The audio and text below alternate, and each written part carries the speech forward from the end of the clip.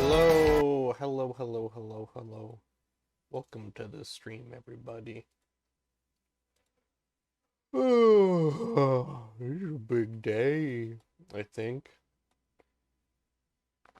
There's been,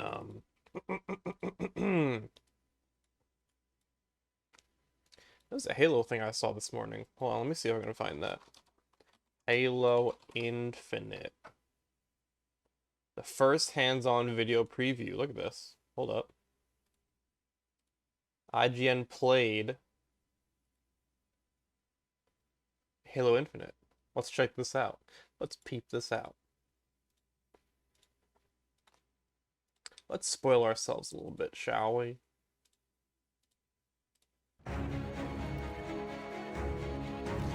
Whoa, it looks so good.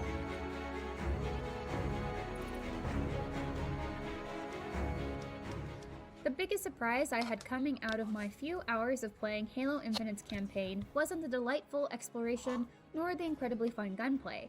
Instead, it came down to the characters.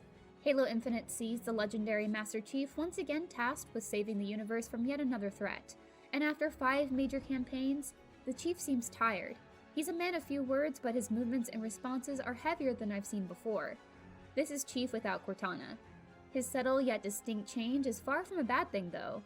If anything, Master Chief's forlorn demeanor that he sets aside to get the job done is a great indication to me that Halo Infinite's story is intended to be a more impactful adventure. Hell yeah.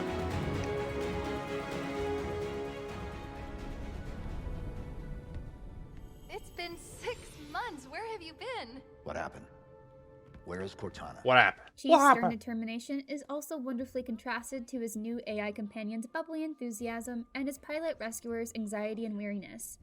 Given developer 343 Industries' failure to give Locke the faintest hint of a personality or motive in Halo 5, and the game's generally lackluster story, this was a relief.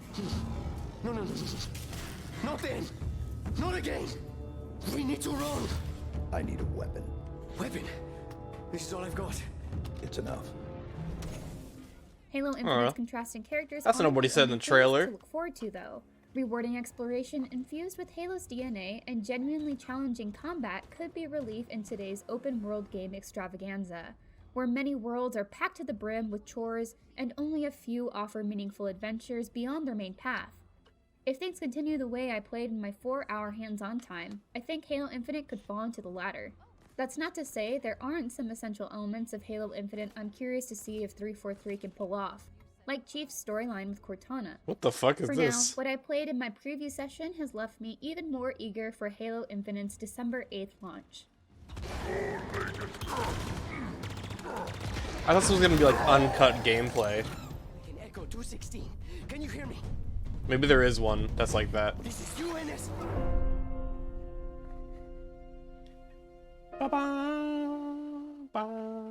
Time and time again, Master Chief has woken up to fight a new enemy. Halo Infinite largely sees that pulled back by instead focusing on familiar fodder with the Banished from Halo Wars 2. They eagerly step up as Chief's main adversaries after handily defeating the UNSC around Zeta Halo, including Master Chief. Their goal for Zeta Halo is unknown, but if it involves a Halo ring, there's nothing good that can come of it. After the UNSC's loss, Master Chief's main objective becomes freeing the captured Allied forces on Zeta Halo and thwarting whatever the Banished are planning. I am Escharum, War Chief of the Banished. God This damn. is my world. Get out of my head! Cortana No. was presented as a mystery rather than as a primary antagonist in what I played. What happened to her after Halo 5 and whether or not she's been truly destroyed is unknown. This crucial conflict seemingly takes a backseat to the larger fight with the Banished, though it is intertwined somehow. Without getting into spoilers, I will say the few moments that dug into Chief and Cortana's relationship were an emotional gut punch. Halo Infinite is looking to deliver a meaningful story for legacy Halo fans, and I really needed to fulfill that promise after Halo 5's story missteps. She's not the driver, but a way to level the playing field. What do I call her? Ask her. She named herself. Hello, Master Chief. I'm Cortana. I'm purple. This all being said, I'm not optimistic that Halo Infinite is going to be a great starting point for new people to the franchise. as the best moments I saw in the first few hours rely on prior knowledge of the series. I don't like the idea of people being left behind, but I selfishly prefer that this game is made for returning Halo fans rather than tuning the story to accommodate new players. Familiar with the story or not, I love though, that guy. Halo Infinite sure is fun to play and explore. I think I'm with you. I didn't even know what a banished was an hour ago, and even I can see the odds aren't great. It just works. I like how it's in quotes. Playing Halo Infinite is a mix of familiar and new. One moment you're navigating encounters and ship corridors, then the next you're driving several Marines around the open fields of Zeta Halo. As 343 has clearly stated, Halo Infinite isn't quite a true open world game despite it featuring massive sandboxes. Zeta Halo is broken up into island chunks. Land masses can be connected by bridges, and Chief can eventually call in things like a wasp to fly around anywhere after they're unlocked. So eventually we may get to freely explore unlocked areas, but our range will be limited and more focused at first. Zeta Halo is littered with UNSC camps called Forward Operating Bases that were claimed by the Banished after the UNSC lost the big fight. Clearing a base and reclaiming it replaces the Banished with Marines. Even better, cleared bases convert to instant fast travel points and earn you Valor. Worry not. Valor isn't some sort of spendable currency. It's instead a point-based tracker of how much ground the UNSC has on Zeta Halo. The more Valor you have, the better backup and gear you can call in. As far as I could tell, earning Valor and reclaiming the Broken Ring is entirely optional. So what else can you do when you're not hunting down the next clue to the Banished plan? People don't just get to give the Master Chief a fetch quest. The only one who really gives Master Chief any sort of command is a new AI codenamed the Weapon. She's meant to destroy Cortana and is in turn supposed to be destroyed when her operation is complete. Though Cortana is seemingly gone, the Weapon remains and is happy to assist Master Chief until she reaches her eventual demise. Much like Cortana, the Weapon will call out enemy attacks, notable I'll check that out after objectives, this. Banished Is this almost facilities over? that need Oh destroying, shit. and Marines in need of rescuing. I was more likely to come across a random patrol of enemies than an actual objective, but it didn't feel like I had to go too far to find something fun to do. I enjoyed the quiet moments though. Following Zeta Halo's native space groundhogs or just enjoying the view was a pleasant reprieve from the action. When I was ready to get back to it though, I could also hunt down and eliminate special targets to collect a unique version of their signature weapon that's equipable at FOBs. And of course, there are plenty of collectibles. A new scanner tool does make them a bit easier to find, if you have an idea of where to look. The scanner's range is rather limited though, so it's not a free pass to finding secrets. I'd be remiss if I didn't mention the Grunt and Marine dialogue. They're hilarious. The Grunts are as silly and oddly aggressive as ever, and have a surprising number of lines. Humans would never fight grunts like us. He's here! While the Marines are far more confident and excited about joining the Chief in battle. Their commentary made exploring all the more enjoyable. Just in the nick of time, Chief. It doesn't sound quite as exciting as Elden Ring's open world, Just you know? because Zeta Halo is a larger, more open sandbox doesn't mean 343 suddenly has us doing puzzles or tasks unbecoming of a genetically augmented super soldier like Master Chief. Fighting enemies and destroying their stuff is always at the center of Halo Infinite's gameplay, and whether I was taking on a roaming pack of Banished or infiltrating a fortress for a story mission, the more open nature only served to give me more options for combat.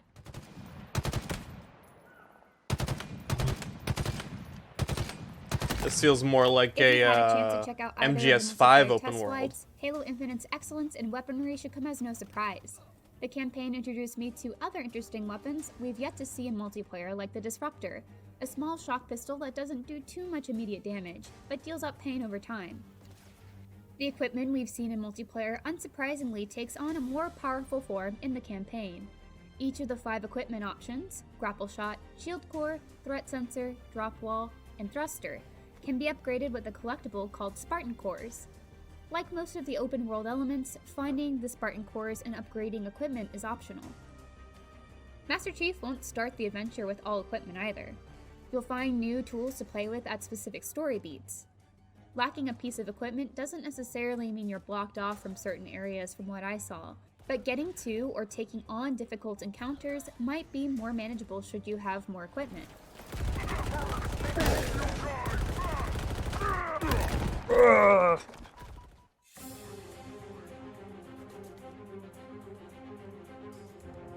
Most of the big story I wonder beats how happen this is in supposed to large work in foreboding multiplayer structures when that they can get be that viewed working. as something akin to dungeons. These offer a more classic Halo experience. Grunts, jackals, brutes, and elites made up the bulk of the opponents I faced. Their role, weapon, and armor variety didn't feel lacking in combat. I came across one set of brutes that were so geared up they nearly qualified as a mini boss fight. The hunters make a return too, and are fun to fight as always. This being another ring, the Flood was alluded to, though I never saw them. The Prometheans weren't present Oh either. god, the Flood. 343's vision of recapturing the essence of combat evolved in Halo Infinite means there's not really room for them, and honestly, I had plenty of fun without them. I didn't see any drones either, Shrines so in I'm Halo. hoping the new flying enemies equipped with hardlight weapons, the Skimmers, will be their replacement. The real combat stars, though, are the boss fights. The first one with a brute lieutenant named Tremonius absolutely kicked my ass at first on heroic difficulty. A moment without movement Boss rewarded fights, Tremonius as he dude. entered the encounter guns blazing and took me out twice in a row. I had been handling heroic without any issues up until that point, so I was stunned to see how Tremonius' aggression and support from 2 jackals paid off. I quickly got to work on a strategy and happily took on the challenge.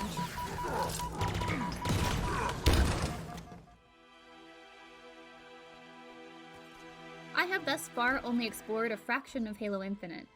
Though the map isn't as large as something you'd find in an Assassin's Creed. Far from it, I'd say. Thank What God it for does that. hold Pray, seems let to us offer pray. something more curated with excellent combat at its heart. The story part is what I'm most curious about now. 343 needs to stick the landing in the plot department, especially with regard to giving us a satisfying resolution to the Chief and Cortana's relationship. If they can finally deliver that well-rounded classic Halo experience, then they'll have successfully and definitively made Halo their own. For more on Halo Infinite, check out our exclusive reveal of the new Streets multiplayer map, and stay tuned Oh, all no one wants to November watch that, long trust for more me. IGN First coverage on Master Chief's No one latest wants to watch adventure. that. Halo. I'm Halo Infinite.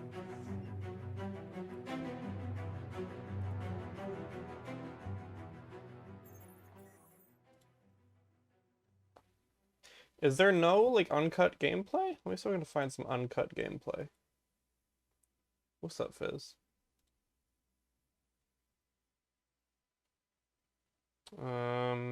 Reaction to 11 minutes of gameplay. 4K gameplay. Hello, friends. Welcome to No, a fresh he's look at the Halo talking. Infinite campaign. I am Alex Stadnick, and I am joined by the man who wrote the cover story himself for Game Informer, Matt Miller. Hello, sir. Hey, how's it going? It is so good. We are taking an early look at the campaign today, and I brought you here because I love how you can, love like, your general impressions. We're going to talk about some Push of the stuff away we're your seeing, shield but, with your grapple hook. That's cool. What have you thought Yeah, look so at that. far from our That's time awesome. watching Halo? Don't have to waste ammo. Yeah, I love the way these early looks, this is pretty early in the game, just shows off the pacing of combat. We get to see a lot of the grapple shot in action. I was surprised how much I was enjoying the grapple shot and the way that it got used during this early demo. And just the overall flow between, changing up weapons and scavenging new weapons, and it's a great time. I think that they have nailed something about the feel of Halo combat as it felt like back in the old days of the early games, and I like that a lot. I agree, and I guess I was surprised to see, we've seen it a couple of times in this footage, but I was surprised at how much they use the grapple shot in combat and what effect it has on, like, the jackals, right? You can stun them with a little bop of that and then, pull yourself in, or and I love that. So we are looking at one of the early, like, base missions. Oh god, here. that didn't kill him? Oh my god. Boots are falling out of the sky. It is truly a chaotic playground, but there's some really interesting stuff that you can do in these base sections here. Yeah, you get energy to these sword, places dude. where they're like these big battles where you're infiltrating major banished bases and pushing your way up and into them, and you get to choose the way that you do that. Here's a very much kind of full-on frontal assault kind of approach, but they talked about ways that you could do it a different way, and shape the way that you approach an encounter. For sure. And I'm still littered excited around, for this. Obviously, the whole open world, right, is these Obviously, the Spartan multiplayer is cores. going to be amazing. They, We've played the affect, multiplayer. We know your it's amazing. upgrades, right? And how you can upgrade things. But this like the isn't grapple as shot or clear some of the cut. other equipment. So I'm still unsure about this. I know we're going quick here, but we're about to see one of the new weapons in Halo Infinite that we haven't seen before. This is coming up here is the Stalker rifle. I guess we have the Bulldog shotgun out still, but I love the feeling of the Bulldog from my time playing the multiplayer tech test. I think nice entry into the shotgun family of Halo. So. Really? And then obviously I hated the we've seen it a Bulldog. bunch, but the fusion coil tossing Bulldog sucks. probably Yeah. will never get You can old. grab those with the grapple shot, by the way, which is fun. Ooh, what from a is distance. this? Yeah. A But banished here's the sniper? Stalker. It really feels like, from what we've seen, it feels like kind of the Carbine's cousin with a little bit more power to it. You saw that only has a couple of shots there, and is a little bit further zoomed in, but it's not as quite as of a rapid fire as much as the Carbine was. You know, obviously semi-automatic, but and unfortunately we're almost coming to the end here. But you know, we get another look at the equipment here. A sensor, which I believe was Joseph Staten's favorite, if I remember. Yeah, the threat sensor. It's pretty Yeah. cool. Yeah, which you know, it's not a revolutionary idea for video games, right? You know, being able to see enemies through walls, but we've been assured that especially on Legendary Edition or Legendary difficulty, you are going to need all the extra eyes that you can get. So, yeah. It's a beautiful thing. Thank you. This is a quick look, like we said, but so thank you for joining us. I'm interested in playing this on Legendary if this too. Wetted your whistle. We have another. I hope this quick is good. video, Like Halo 3's Legendary about is really the fun. campaign that we're posting simultaneously. So thank you for watching. Be sure to check that out, and we have so much more content as the rest of the month goes on. So thank you. Be good to one another, and we'll see you next time. Be sure to hit the subscribe button on YouTube to stay up to. On YouTube. Hit the subscribe button on YouTube.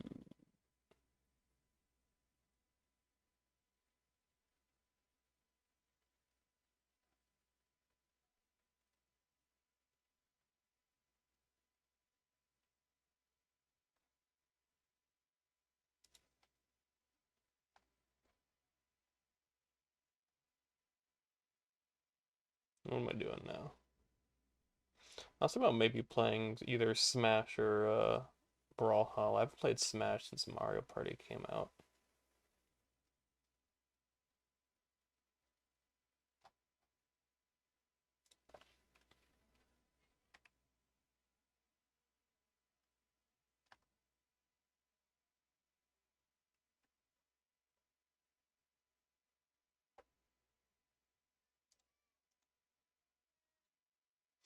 Okay.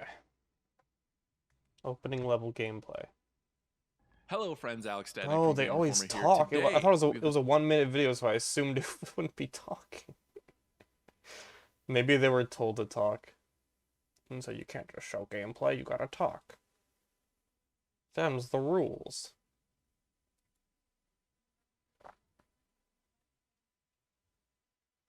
Yeah, talk all the time and tell me about your experience. Y'all guys ever play Brawlhalla?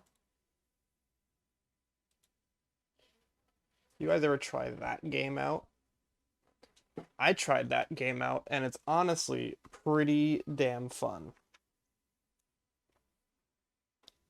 It's ugly, though. I don't really like looking at it, but hey. What they gotta do to get it to run on mobile.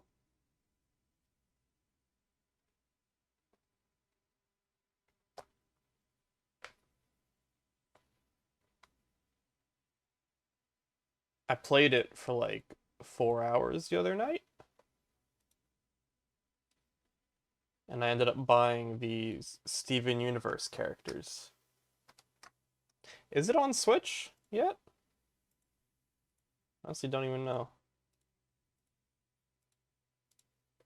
It is? Okay. Why is there no audio?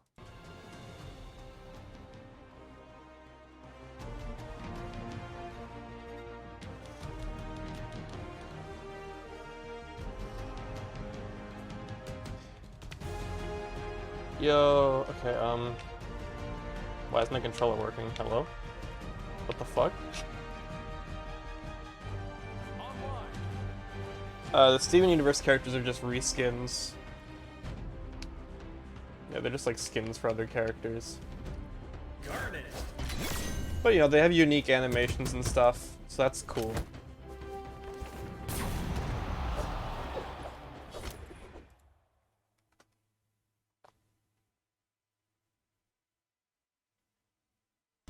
I forget how to play already. There's heavies, there's strongs, you can do strongs in the air. There's no like wave dashing or anything, but there's wave landing.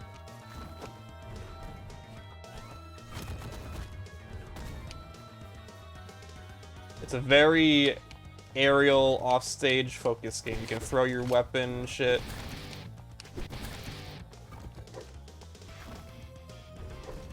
There's uppercuts, there's ground pounds.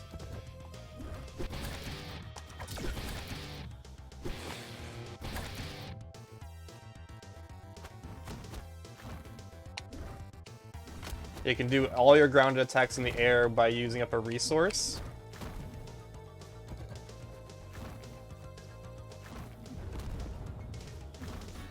Okay, let me try and grab him here. Oh, I almost had that. And got him. So you throw your weapon, you get a new one. What's up? What's up?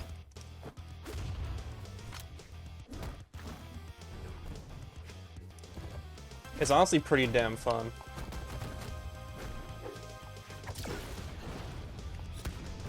Ooh! Yeah, you can do so much shit with using grounded moves in the air.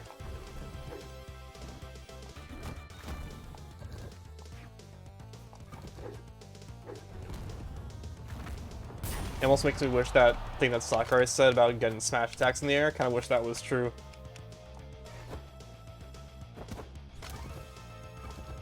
Step on that mine, bro.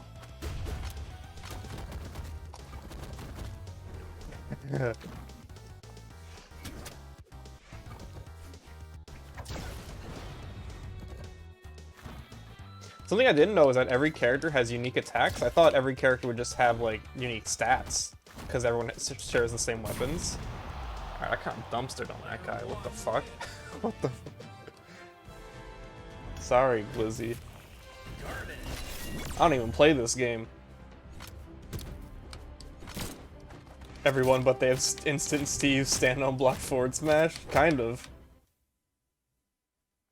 See, every character has two weapons, and you rotate. So every time you pick up one of those glowy swords, you rotate between the two weapons. And it's basically just like an item play game. It's very much about the items. Even though I think in competitive, they only use the weapon items. They don't use any like the mines or stuff like that. Which is a little lame. I wish they kind of did. Oh shit, this guy knows what he's doing.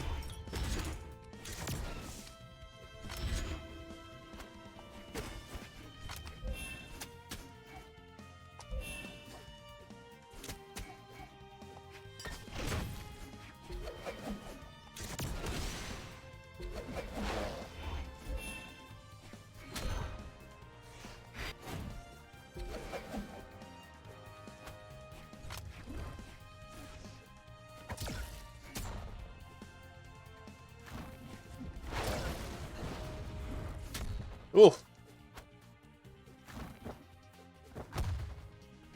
Yo-hoo-hoo-hoo-hoo-hoo.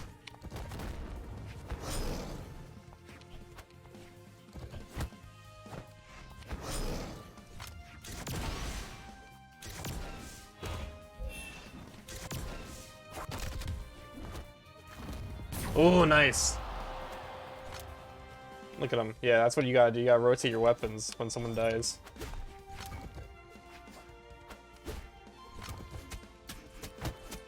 Ooh, okay. Okay, he knows combos. I'm scared.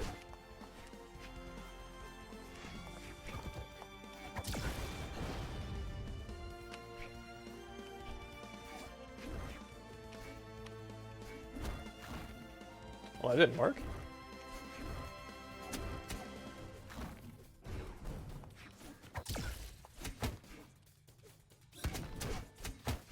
Oh yeah, okay, this guy's way better than the last guy. There we go. Where'd my thing go?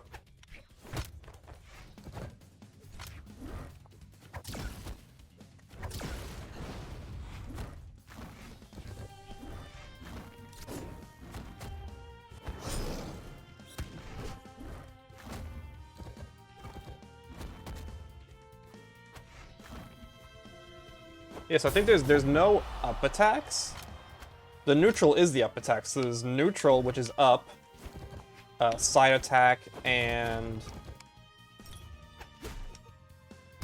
down.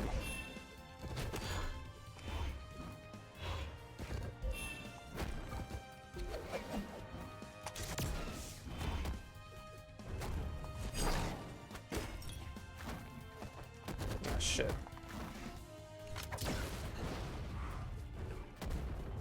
Okay. Okay. Get him out of here!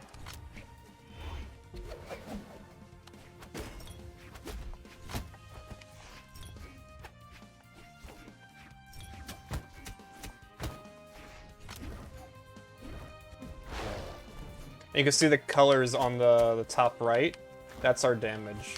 There's no percentage, there's just like, you know, the colors you have to pay attention to.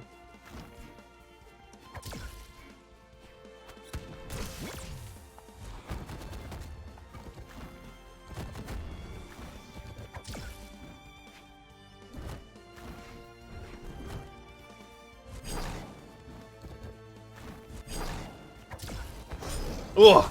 I don't know what that move was. That was some Demon Fang shit. Let me say GG.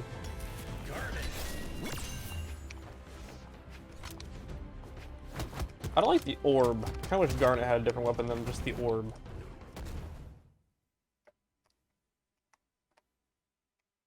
Yeah, so I think the signatures are the grounded heavies. Every character has unique signatures. 3, 2, 1, brawl! But every character has the same lights for the weapons, you know?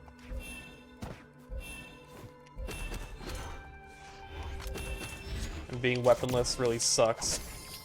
Okay, that's their side special. It's a bit of a dashy dash.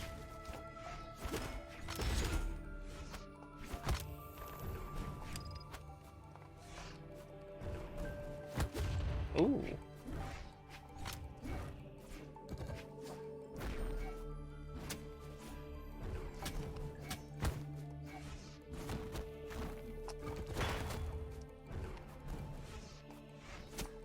Oh.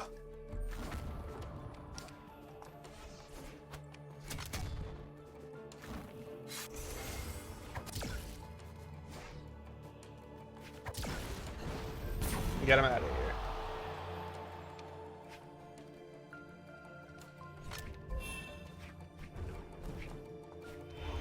Was Garnet's skin off? What do you mean?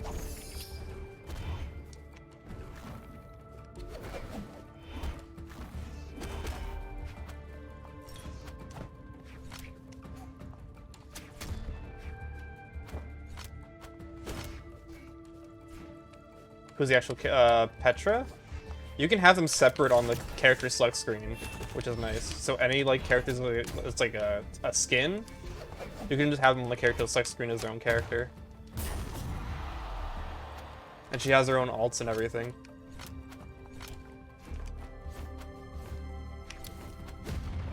Pumpkin bomb, get out of here.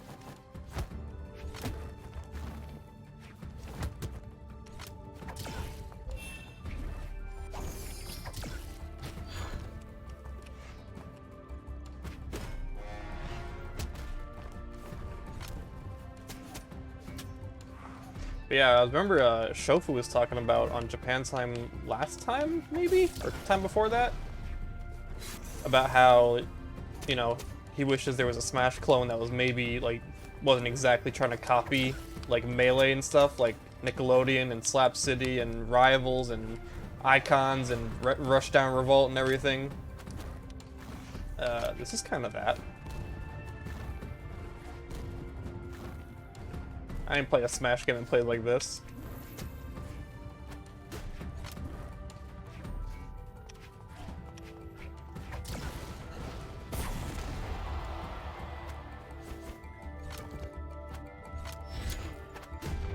Fuck. Damn Jacko bomb.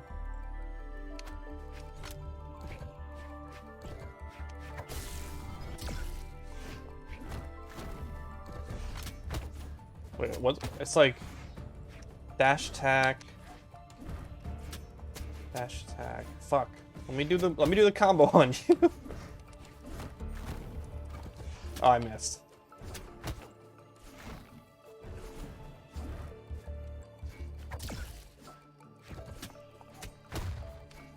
Well, that scythe is annoying. Oh, I dropped my move.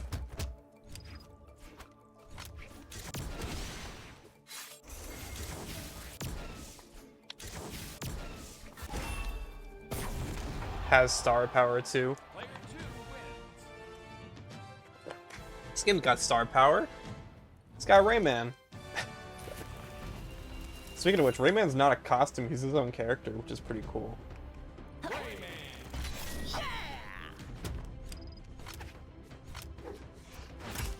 Rayman's got an axe, and he's got his big old punch move, too, which is cool.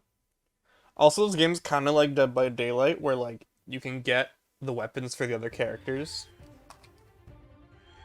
3, 2, 1, brawl. Will there ever be another Rayman game? Probably not. Let's be honest. Look at Ubisoft today. You think they're gonna put out anything good besides Rabbids? They're working on NFTs now. Like, no. Yeah, look at this. Classic Rayman move.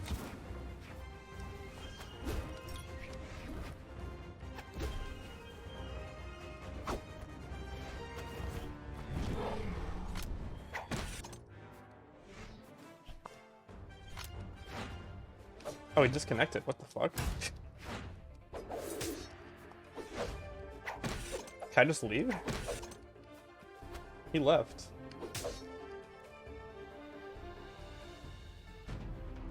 I'm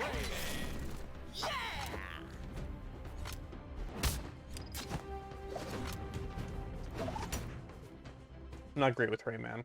I'm not great at this game in general, but I'm definitely not great with Rayman.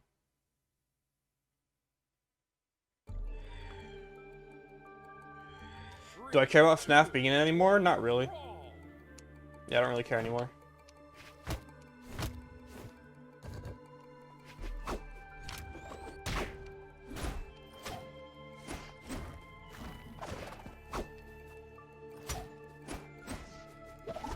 I, like, immediately deleted that game as soon as the news came out. I'm like, yeah, I'm out.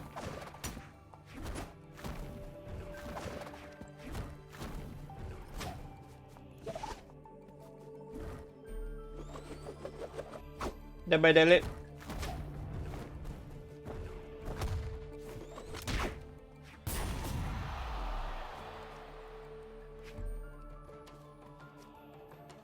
It was fun though. You know, Dead by Daylight was fun for the time I played it. Ooh!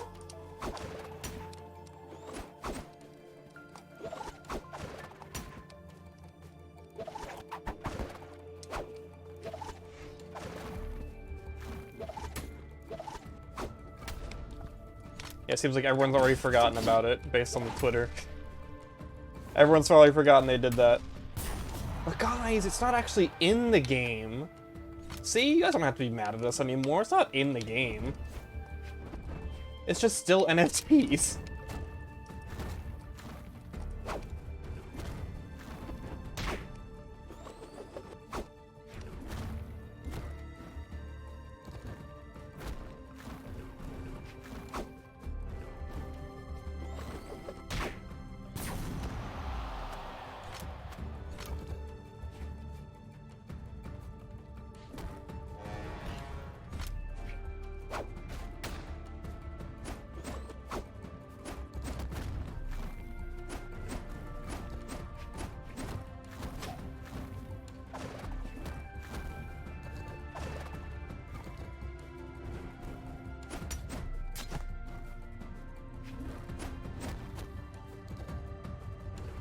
I've noticed that since Multiverses has a dash button, I'm really hoping that it plays like this.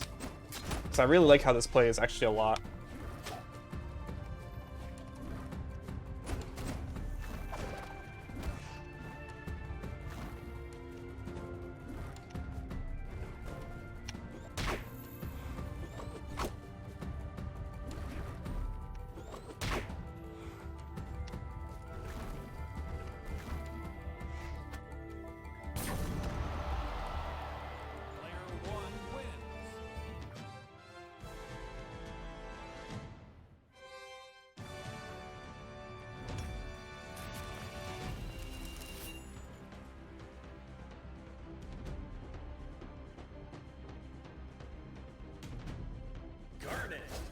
No, yeah, absolutely. NFTs are like, it's fucking stupid.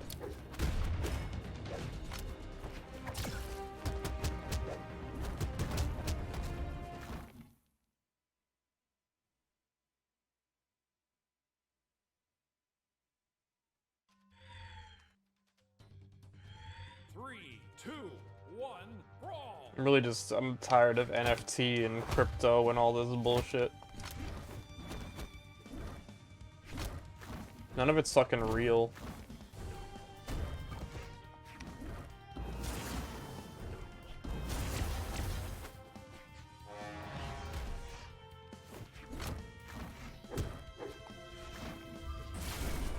I don't know what this fucking guy is doing.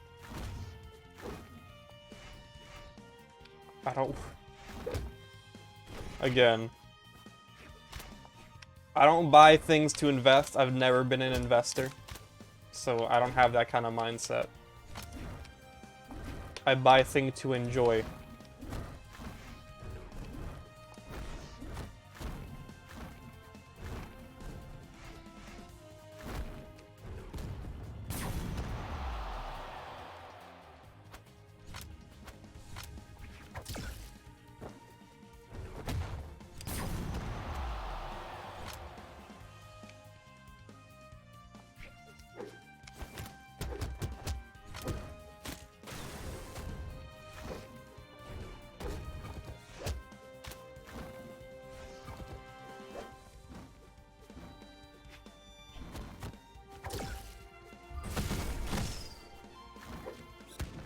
Oh, almost got him.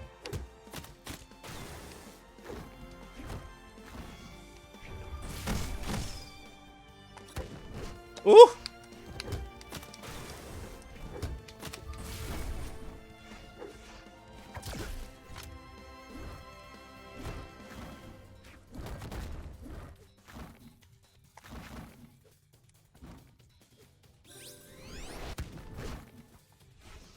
I saw Ruby and Sapphire there, that's so cute.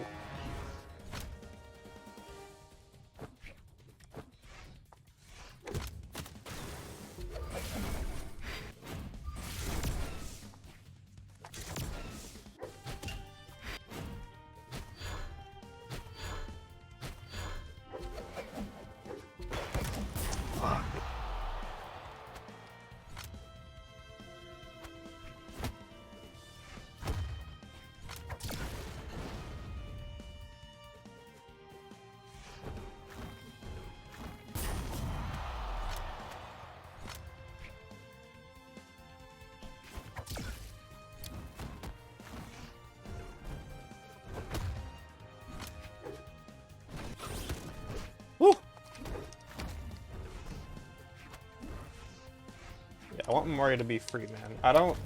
I don't gain any satisfaction in, like, owning stuff over other people. That's why I thought the King Mickey bullshit during Disney Infinity was so ass. How people were like, nah, but the people who have him will feel special that they have him. It's like, I don't give a fuck. I want everybody to have King Mickey. It's King Mickey, bro. That's the whole point. You don't get it. People that have him are gonna look back with fond memories that they were one of the few people that have King Mickey. And then the game died. Great. Maybe if you didn't do so much bullshit like that, the game wouldn't have died.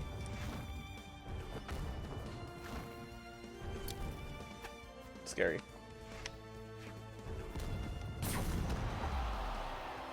Oh yeah, you sent me an image before, so let me click that.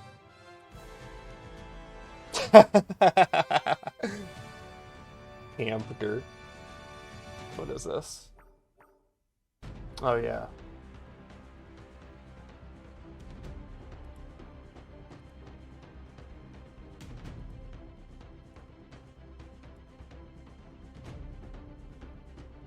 Twitch is now available on the Nintendo Switch app.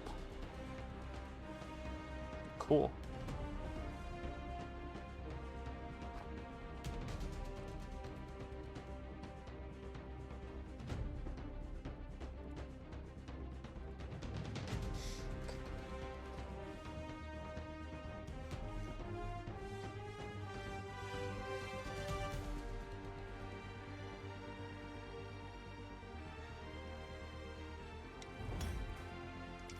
Actually, you know what? Fuck this game's music.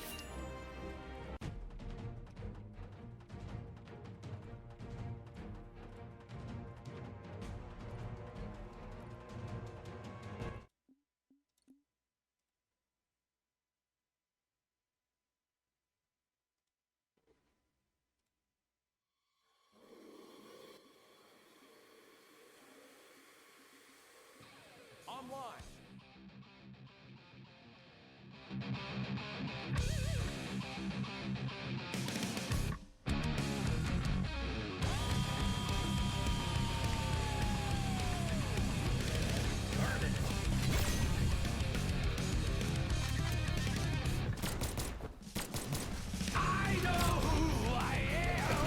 Yeah, that's much better.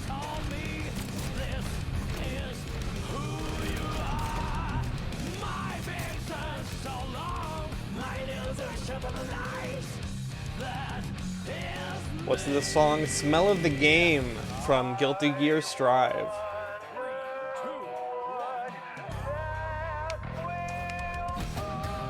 That is bullshit blazing. Still my heart is blazing. If the words kill me, I don't need a new one under you. Soon you will know. We already know the smell of the game. Fuck.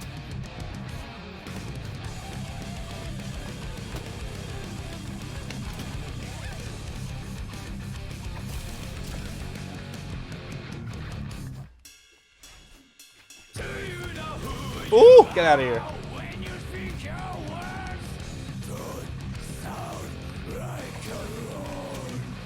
You're trapped in the toxic created by this world.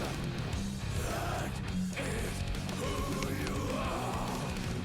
No standards will say guidelines must be given some time to wake up. Probating kids on the ground. That is bullshit blazing. Kill my heart is blazing. If I lose my wings, I don't need a new world under you. Can't feel a thing. We already know the smell of the game. Remember, you are blazing. Still, your heart is blazing. If the world made you, I don't need a new world under you. Soon you will know. We already know the smell of the game. Yeah, Nickelodeon's combo game is not for me, bro. When I played the other day and I got fucking air dash down for like 100%, I'm like, yeah, maybe I'll stick to Smash Ultimate and Brawl and Rivals. Oh, what the fuck was that game, dude? Like, this game has air dashing, it's not like that.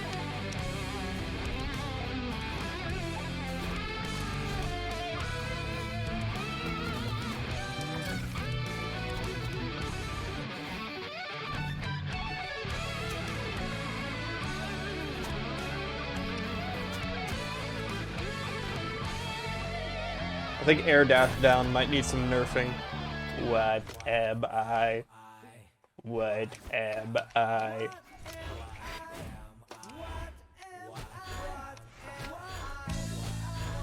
You know, people think, what am I?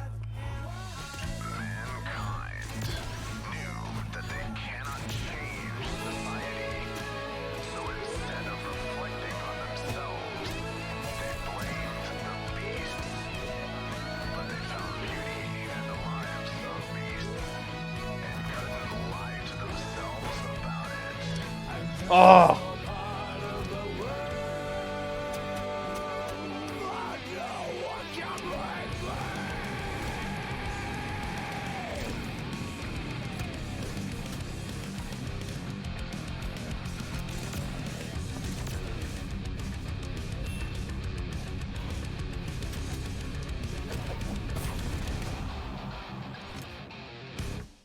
Can't you see I'm blazing? Still my heart is blazing. If the words kill me, I don't need a new world under you.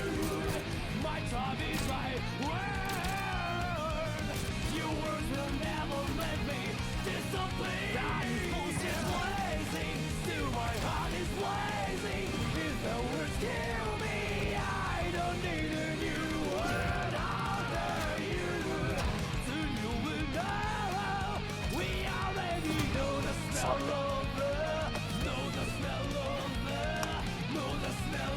Ooh, that dash was so good.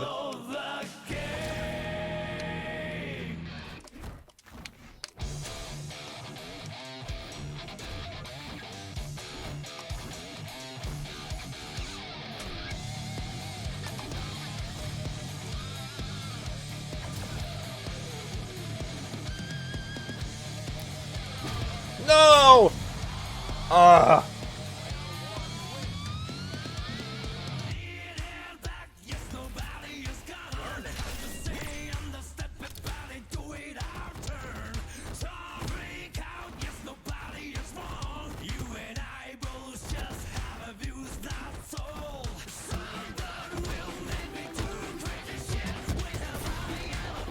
Yeah, I hope Multiverses is good.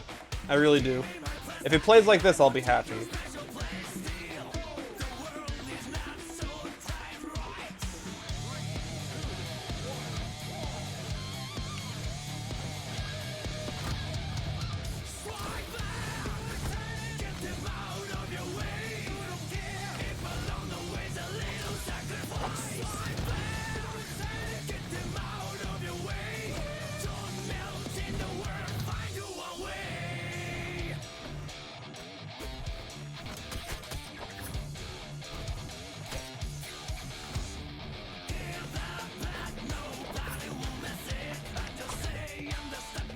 I don't even care if it looks cheap as long as it's like 3D.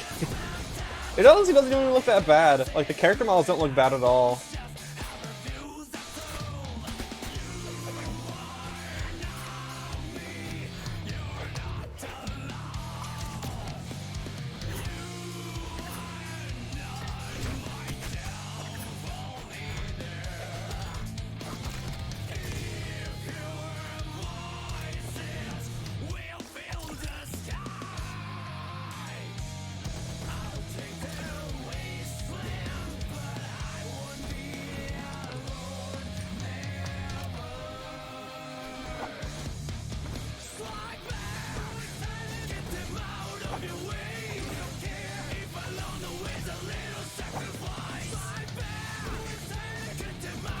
How do I kill this guy because it's not off the top?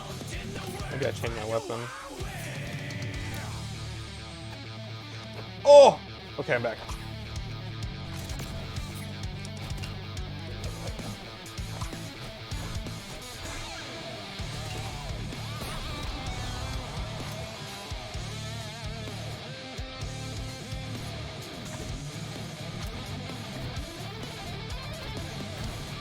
Yeah, maybe that's why people think NetherRealm was involved, because like maybe they did the story mode.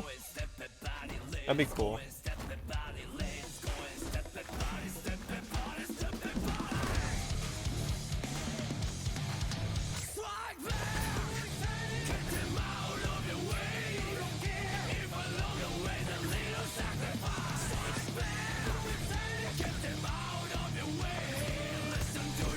Ooh, get out of here.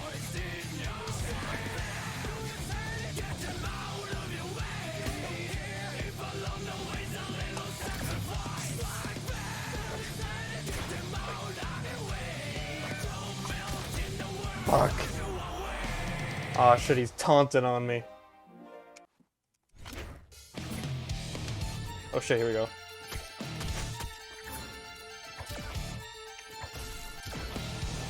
Get out of here. I think Subspace was made in-house, but the cutscenes were done by different people. No, wasn't Brawl like all commissioned people? I don't think Brawl was done by one single company.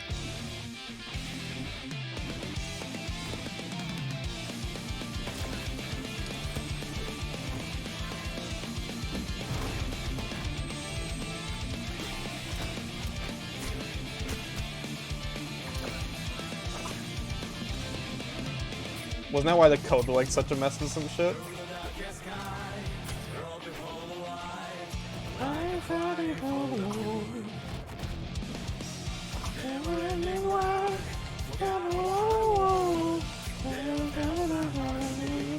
I don't know the words.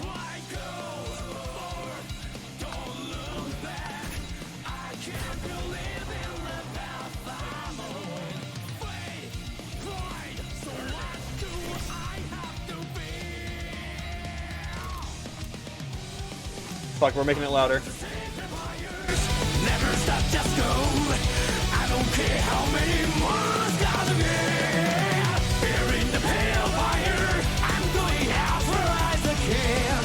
I hope my path will be a guideline for someone to follow. The roar of the storm.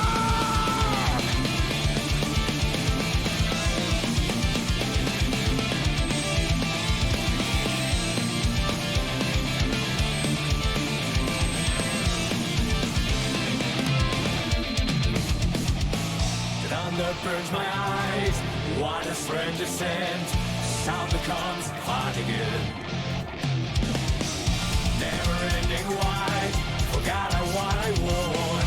Is this Arcadia? I don't know what's right for the world. Oh, I may have lost my way. There's no reason to doubt it now. So what do I have to feel? Under the sacred wires, never stop, just go. I don't care how many more stars again. Here in the pale fire, I'm going out for as I can. I hope my path will be a guideline for someone to follow. The roar of the spark.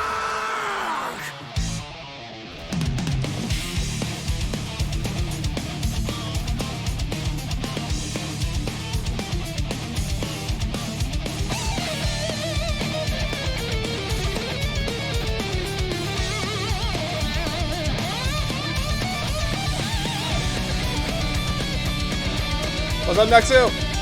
Sorry, the music's really loud.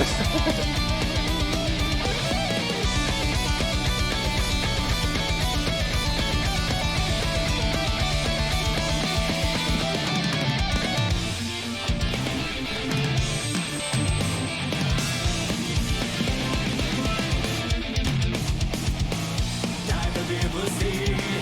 It's hard to breathe. The light goes out again. Never-ending road, a fate without color. That's the world we can't die. Let's try and go. Don't look back. He was too good. He's too good.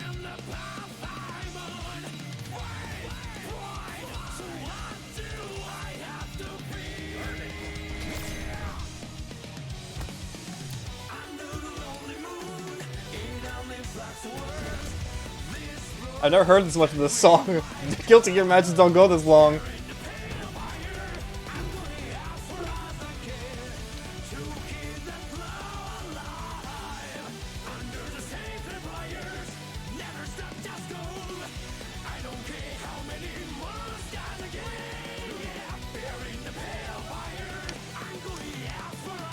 What's up, Hugo?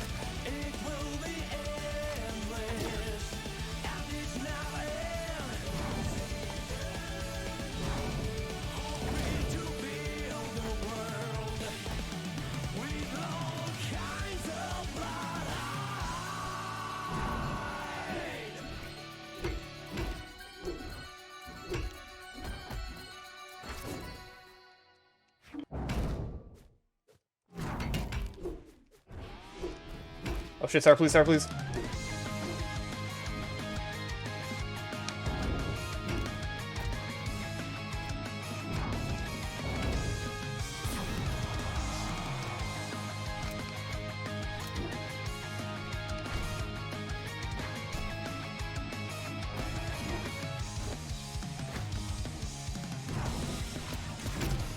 Over time, most things fade away. Isn't that right? All the memories dissolve. Sunshine, the breeze song. Go by. Holy fuck. No matter how big it is, each time will come. It will be reborn as something new. I got put into a bit of a queue here, huh? don't think I belong. I don't belong here.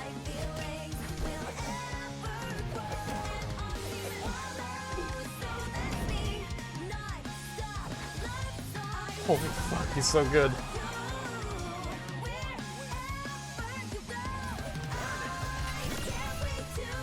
Oh, Adventure Time level.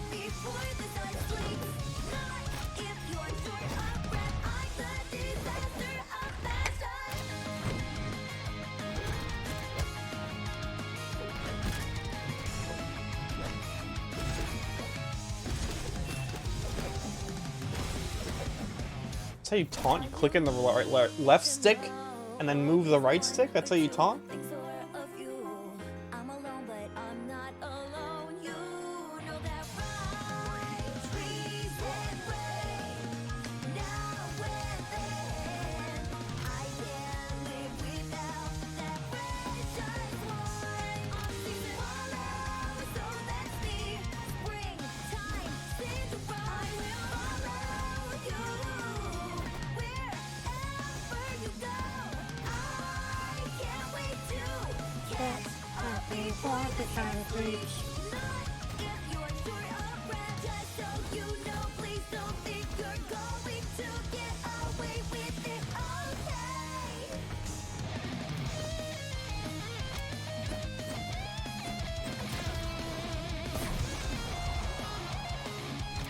Ah, fuck, my gloves. That's fine.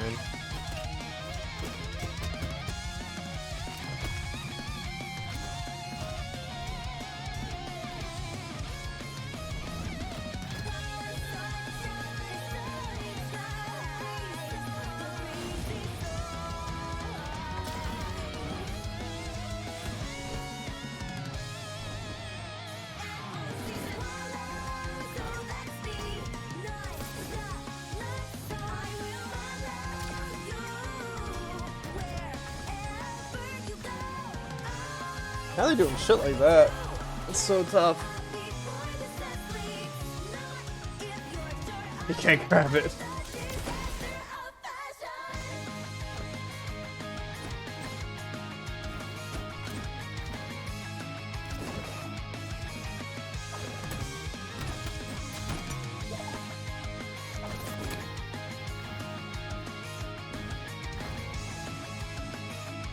Having a kill? Okay. Ooh!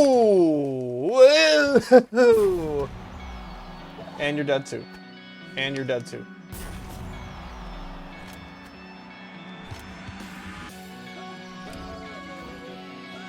Not this song.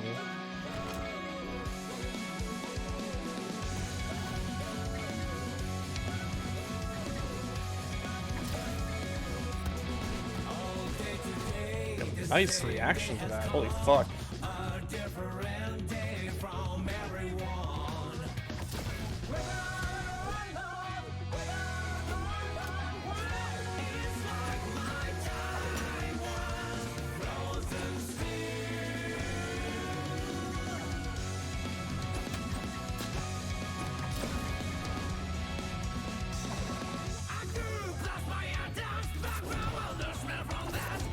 Ooh!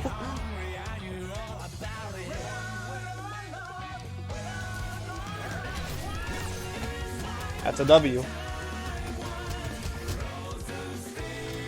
Yeah, Strive needs to win Best OST. For sure.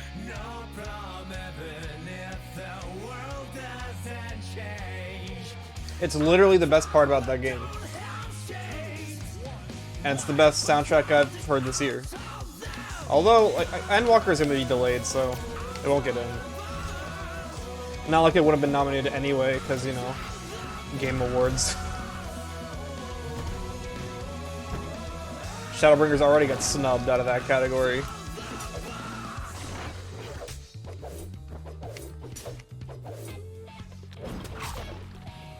The road that we walk.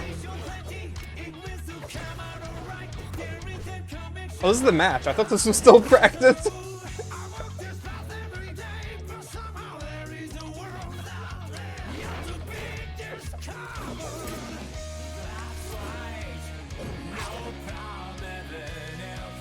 Hello? Oh, they disconnected.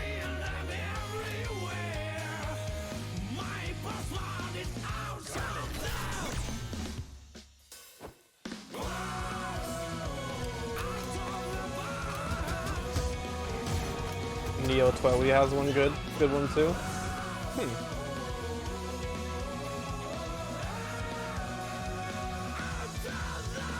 Now, honestly, Mario Odyssey.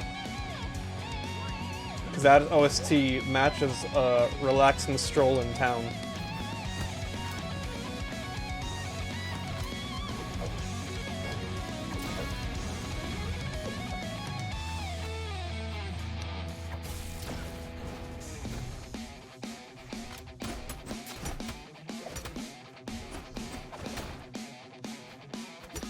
Oh shit.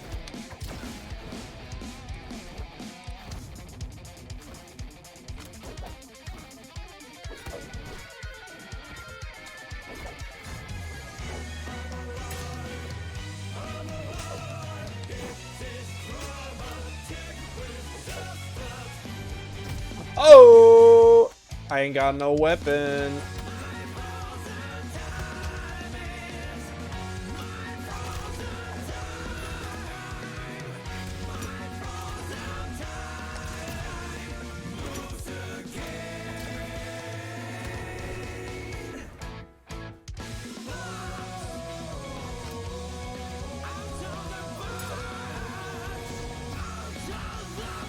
Here we go.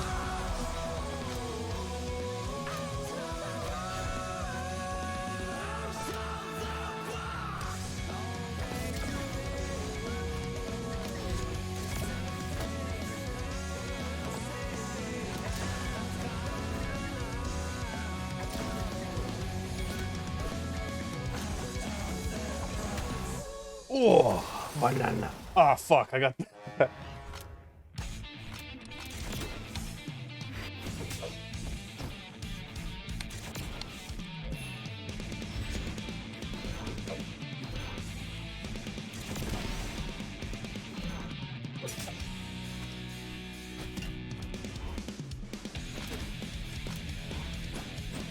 Winners Game Awards, December 7th? Same day as Halo? Maybe? I think it's something like that. It's around there.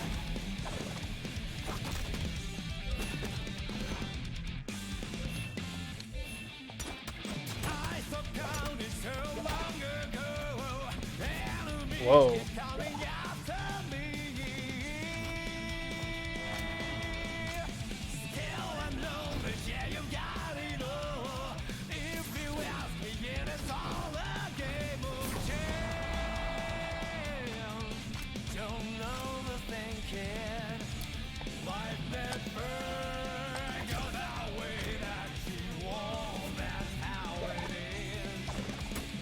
Same day as Halo, he's in. Yo, he's in multiverses.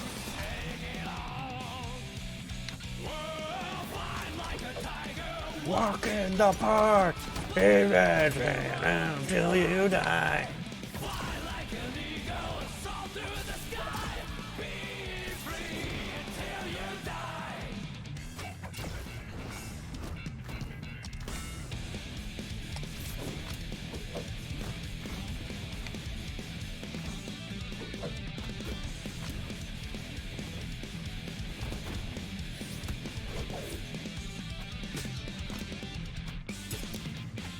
Oh! Fuck! Oh, I had it there. GG's. GOTY nominees? Metroid Dread, Resident Evil Village, Ratchet and Clank. Maybe even Strive. I don't know.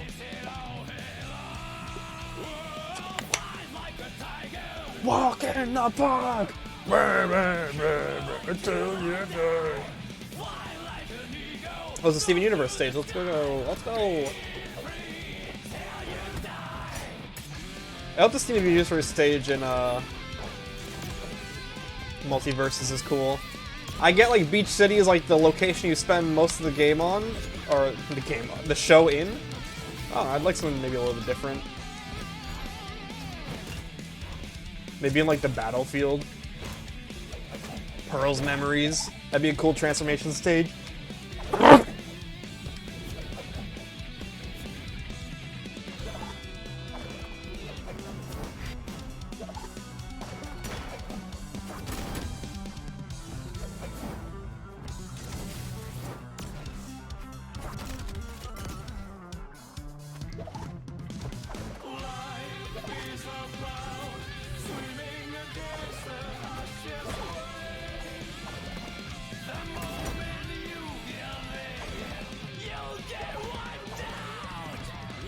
We'll fight like a tiger, walk in the park.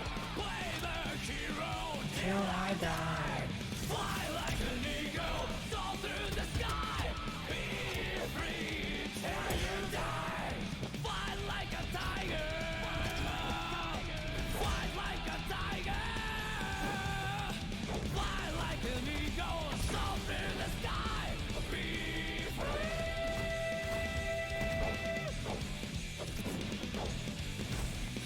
Till I die.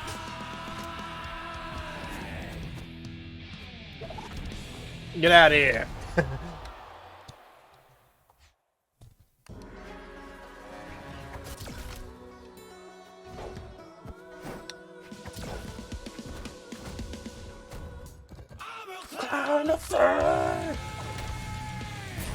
We gotta turn this one up though. Alright, see you guys after.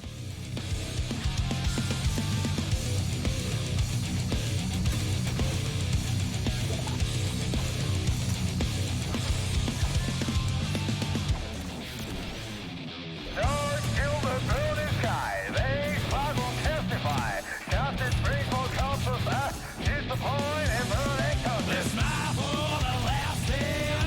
It got through something so bad. Everything breath you take is a countdown to your death. Well, that was the end.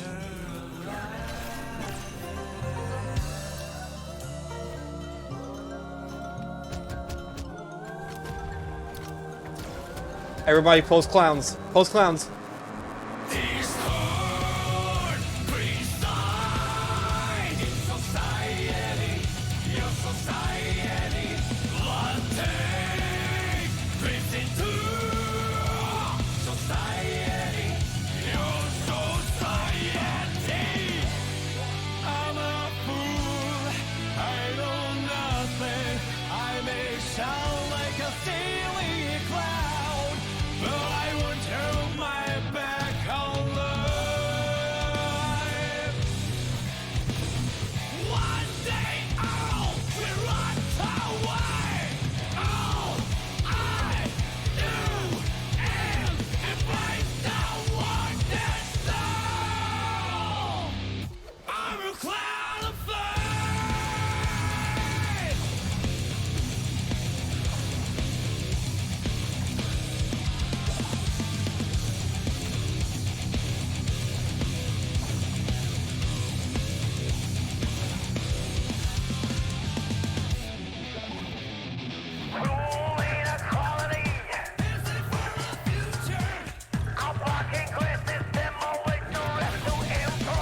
People are trying to delude you without reaching out for truth. Those shielding hand the truth, but Ugh. I'd rather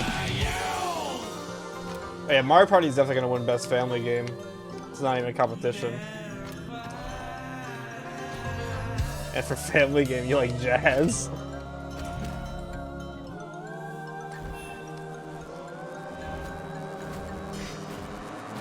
Discord, reside in society, your society. One day, drifts into society, your society. I'm a fool, I know nothing. I take the role of a silly clown, but I won't turn my back on life. One day I'll be right away. All I Whoa.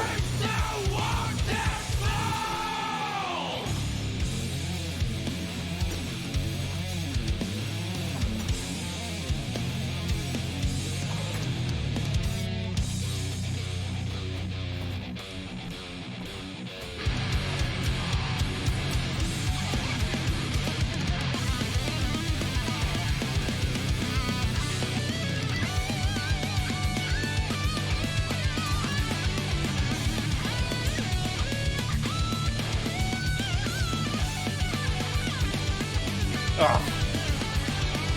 I'm gonna have Orb coming up next. That sucks.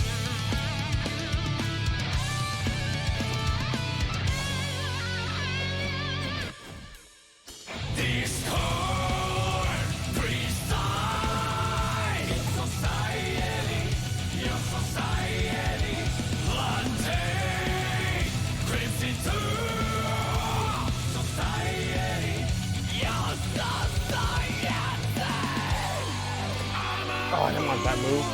I know nothing. I take the role of a serious clown, but I would turn my back on Alright, Snap would be cool. Best first-person adventure game. Pokemon Snap. I don't know, I haven't really played anything this year that I don't think is like super attached to. Like Dread was good, Pokesnap was good, but I'm not like in love with them. They're amazing games, don't get me wrong, and I like playing them a lot, but I don't, it's not, my GOTY is typically one I have a lot of emotional attachment to.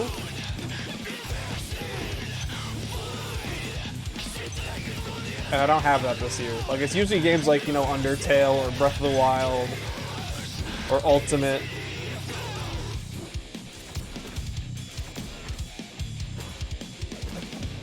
Bowser's Fury? Maybe Bowser's Fury, honestly. What would be the nominee for Best Narrative? I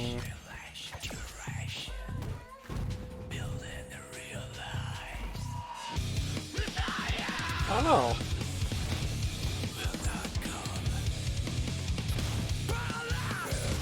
I love this song too. This part.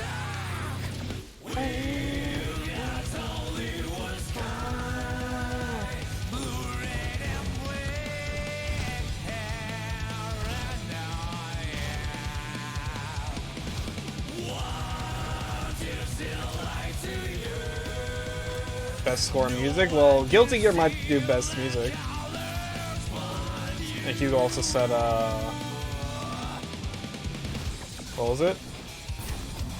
Neo Twewy.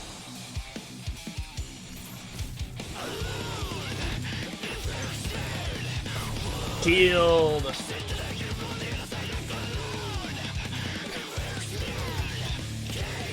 Oh, the games I enjoyed most this year were like games that came out like years ago, like Animal Crossing and Ultimate.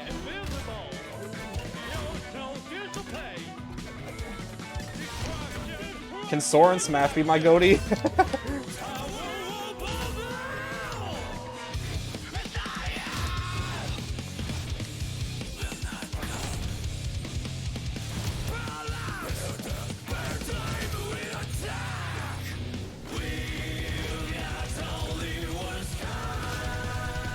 That's a crazy move.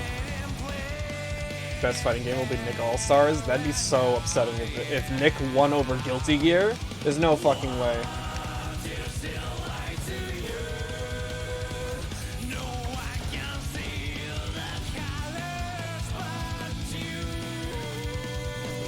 Yeah, when the nominees come out, we're definitely gonna go through them together on stream. I'll like do a bonus stream if I have to. I absolutely want to go through those together.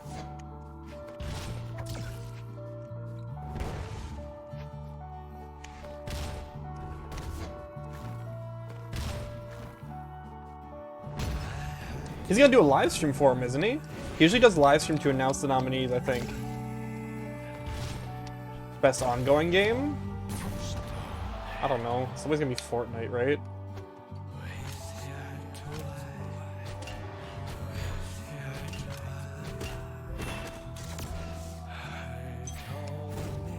without you.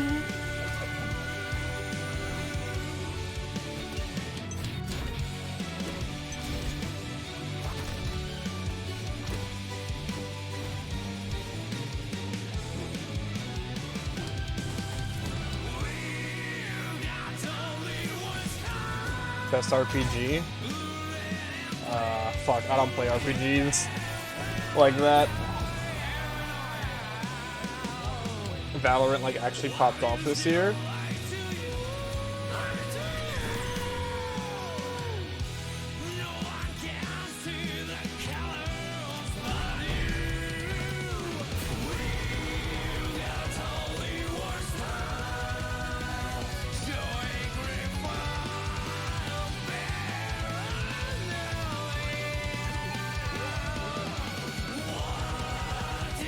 Oh yeah, Tales of Arise came out.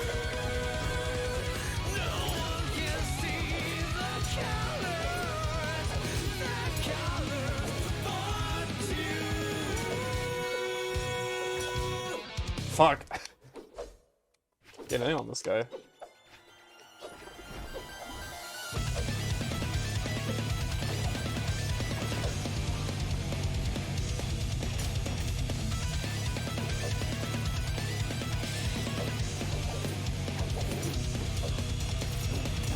Oh!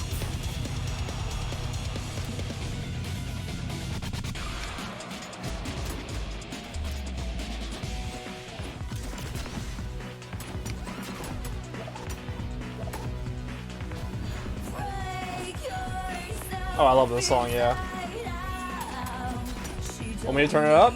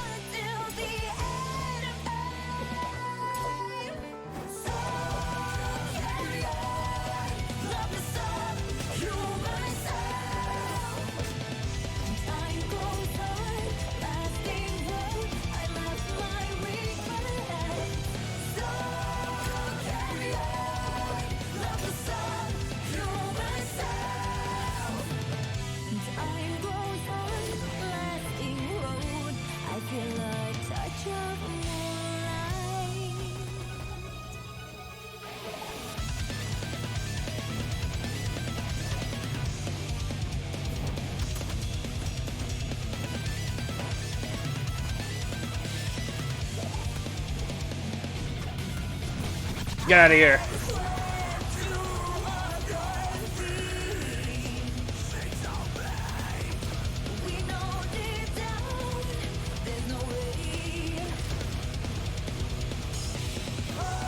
Oh!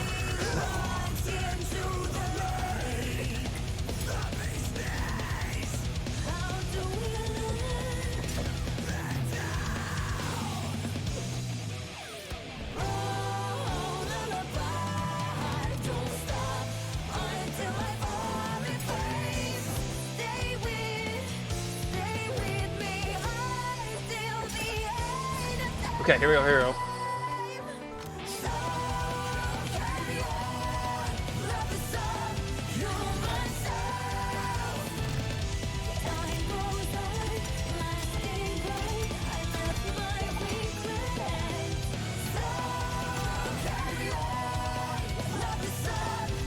Turn around, Garnet!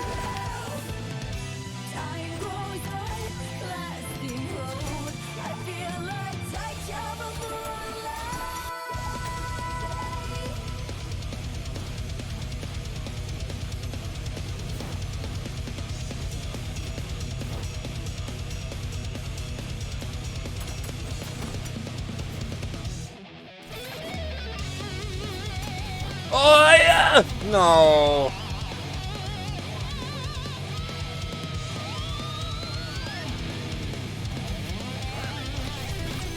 Back for blood.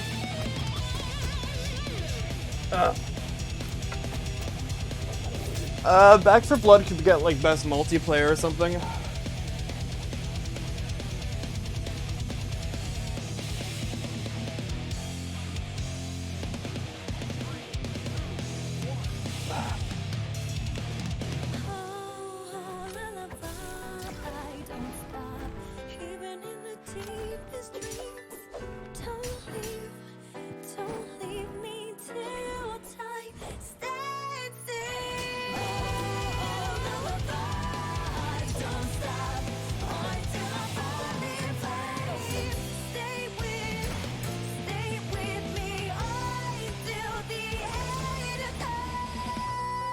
Where'd my... Oh, fuck! I somehow taunted for some reason?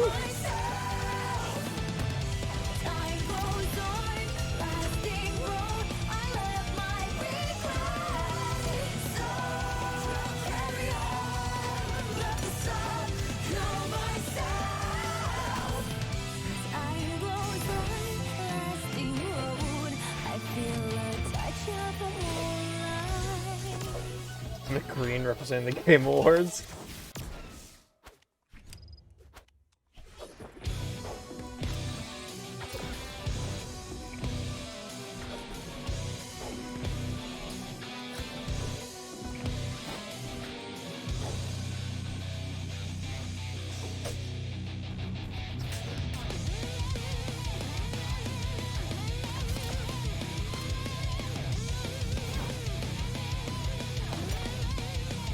Fuck.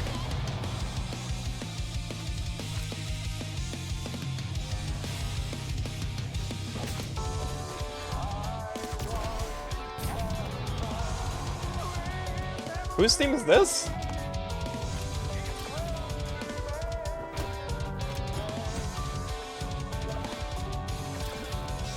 Sato. I don't remember ever hearing this.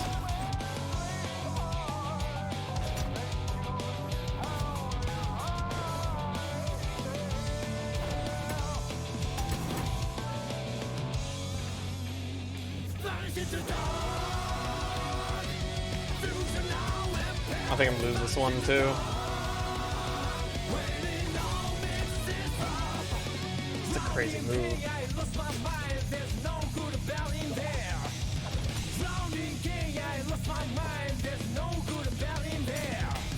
I'm getting fucked up.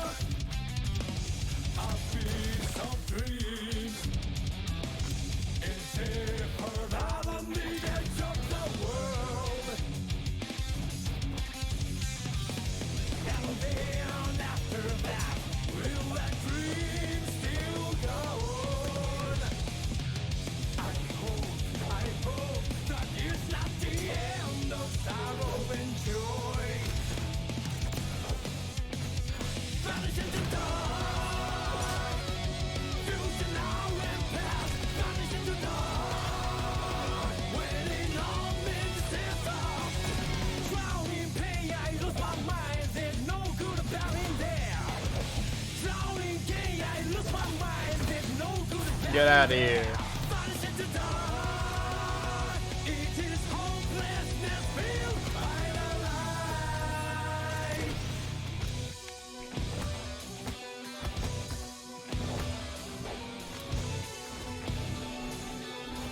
Wait, am I schmoovin'?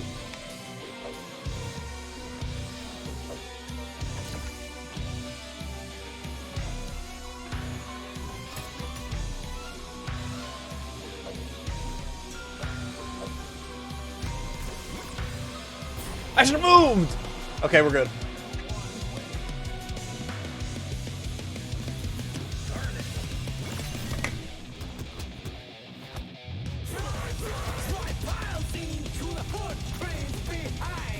Crash 4 released it this year? Did it? Crash 4 came out this year? I don't think that's true. I refuse to believe that.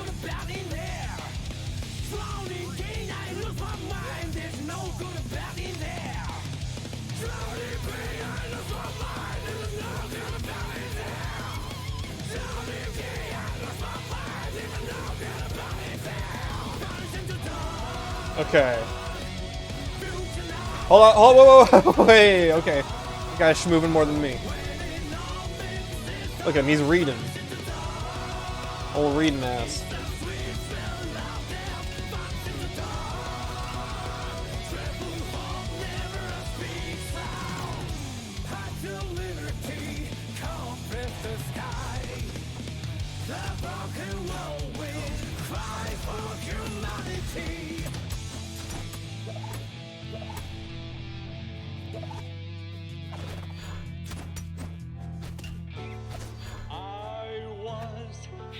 WarioWare could get like family game.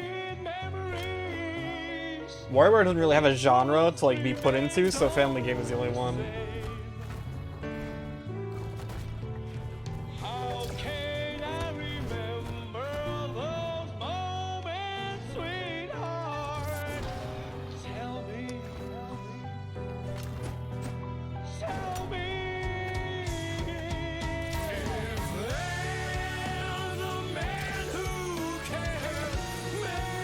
This song's great. What the fuck? What is this still Zato's theme?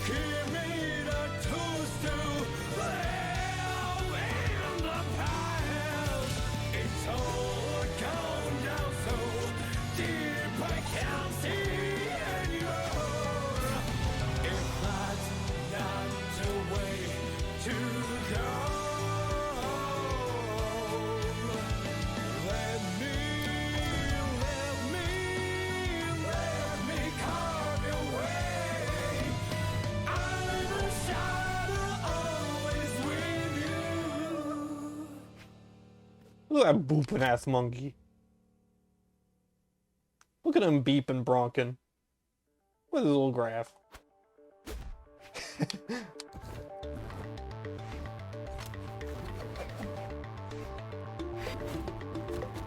This is Guilty Gear Strive's soundtrack.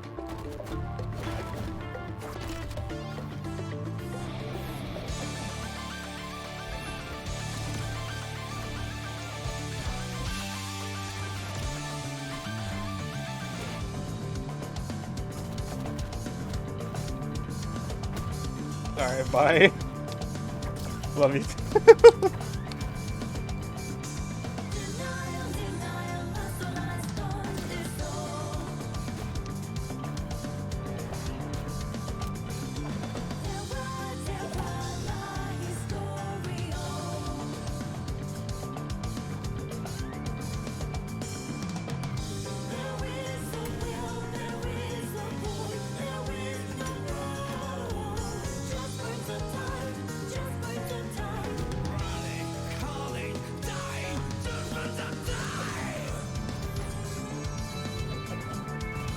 Ah, fuck.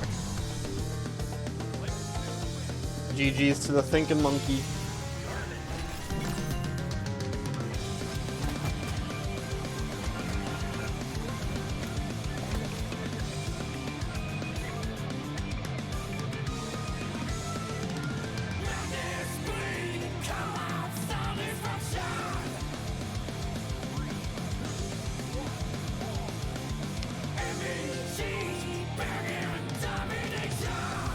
Fucking old ass man, keep showing up. What are my most anticipated games of next year? Kirby, Breath of the Wild 2.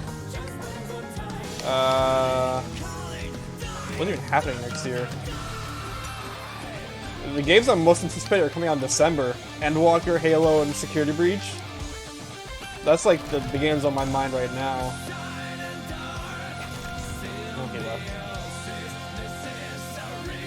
KH news would be nice. The NVIDIA rumor, the NVIDIA leak says it's supposed to, KH4, it's supposed to be in 2023.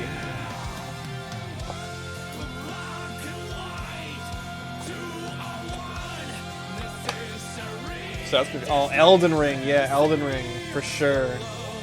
Splat 3, yeah.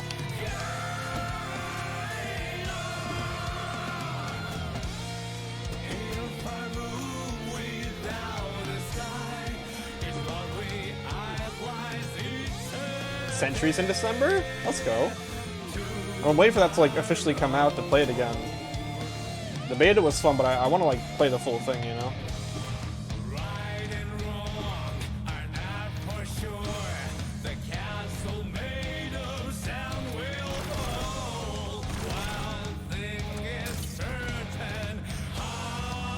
Oh, I almost had him.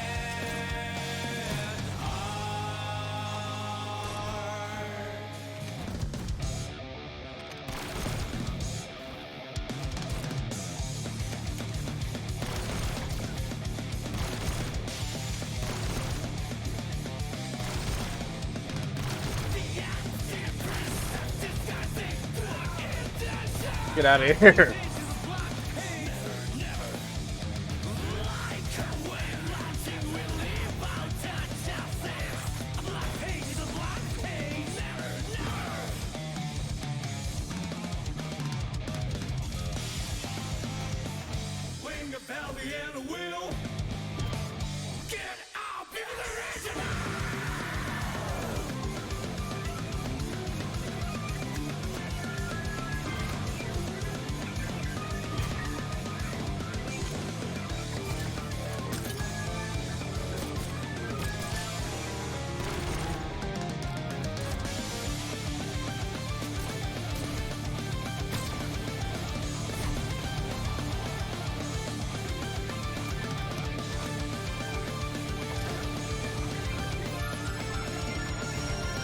Fuck.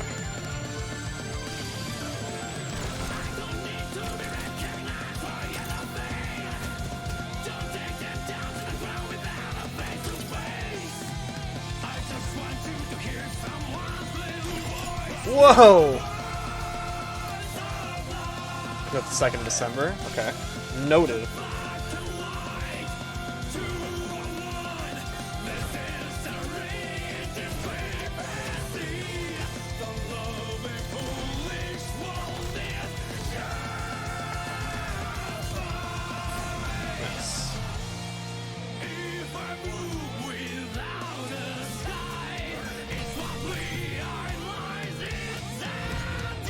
Wish you could rematch people in this game. In ranked, at least.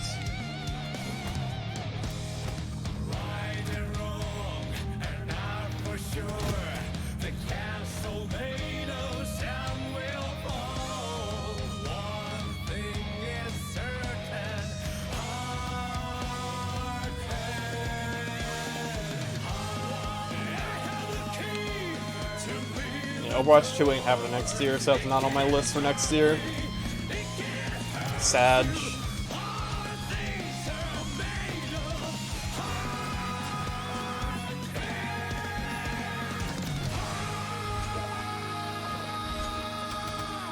I think Overwatch like might just die, honestly. Making a sequel is maybe their biggest mistake. I think it was a good idea at first, but it's just taking so fucking long. And they're doing nothing with their original game.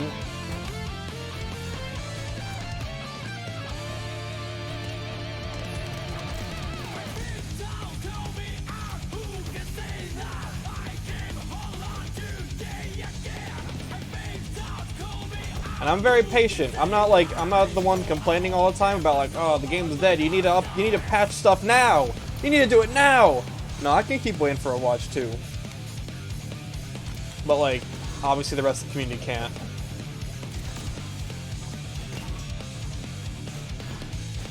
You know, you have esports you have to take care of. You have an esports scene that you need to take care of. It's a fucky situation.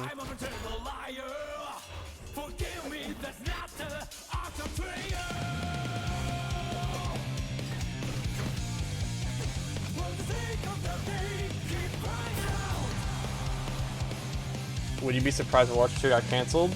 Yeah, I actually would. I think they have to do it. Like, it's literally like they have no other choice. It's either that or they just kill the franchise. Which I guess they could do if they wanted to.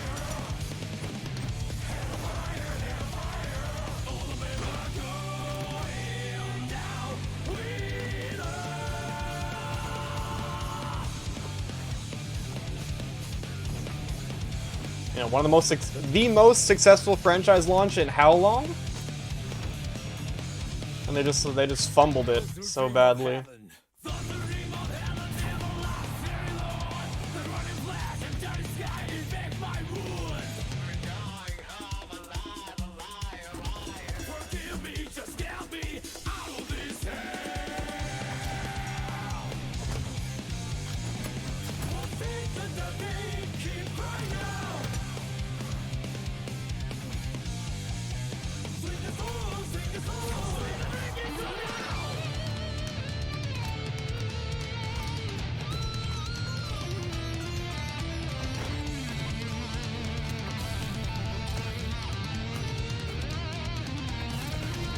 Yeah, I don't know what they're gonna do.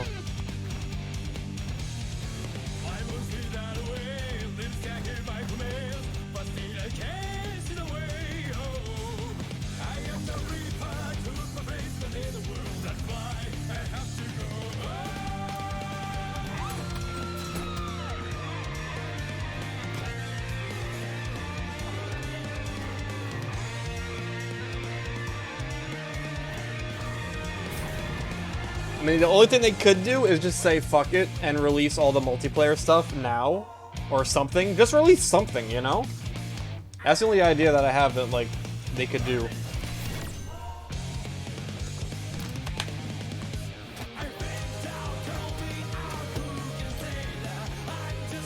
Put it in a closed beta that you can get invited to or something. Just some way for the general public to play the game.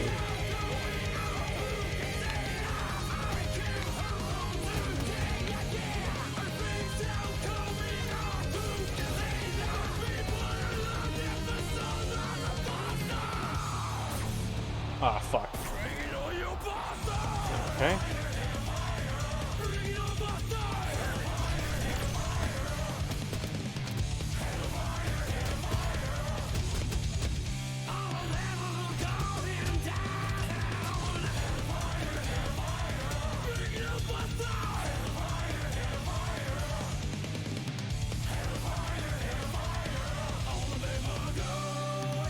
I'm not sure what else this is. Kirby, Breath of the Wild, Elden Ring, Splat.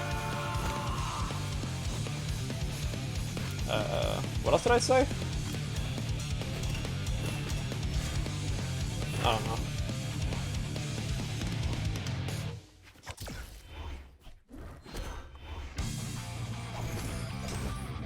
God of War 2 and Horizons 2 next year. I haven't played either of those, so I don't really... I need to play the first ones first.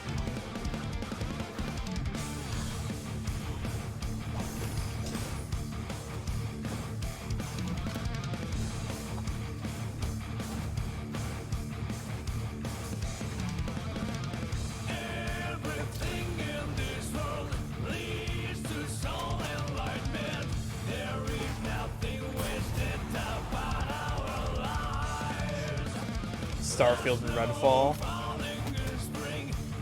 I sleep. Sorry.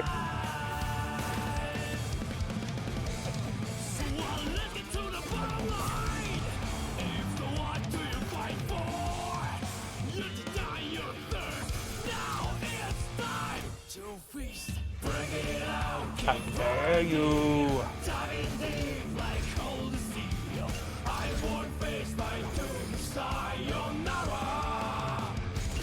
I think Nova loves this song.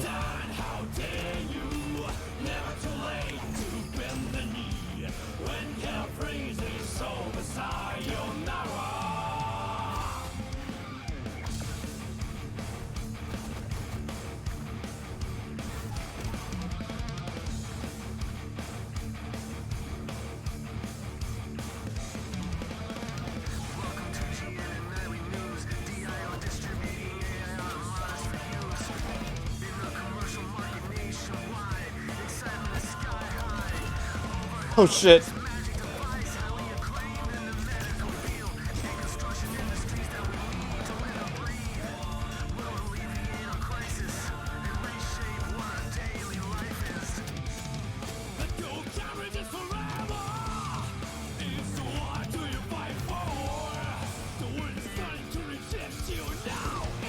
Wow.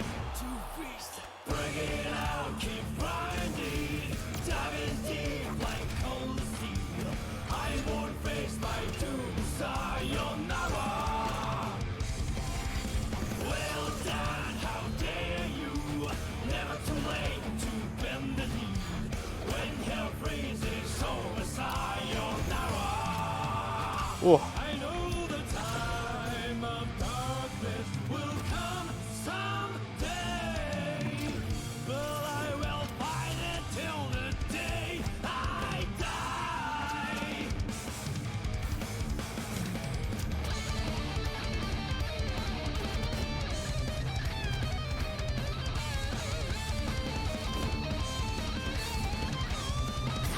Wow, that killed. Okay.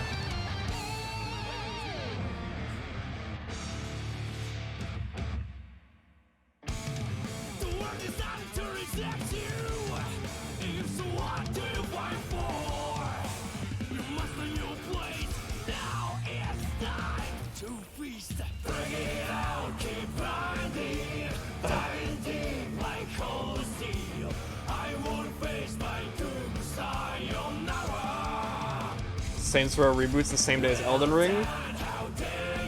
Yeah, let us pray. Text message.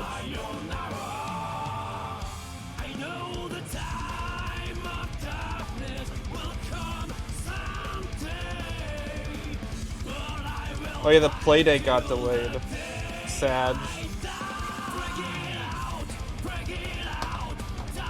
Oh yeah, Bayo 3 next year. I never finished Bayo 2 because I got frustrated and rage quit.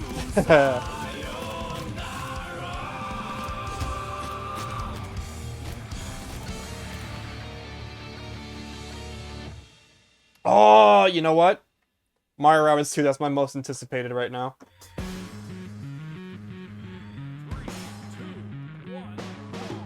That game's gonna be a masterpiece. It's gonna have a Rabid Peach NFT. Fuck.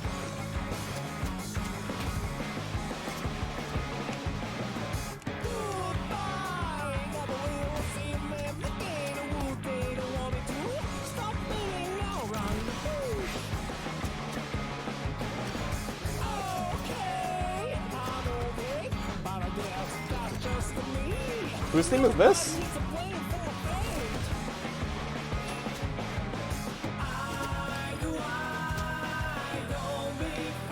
Geo, okay.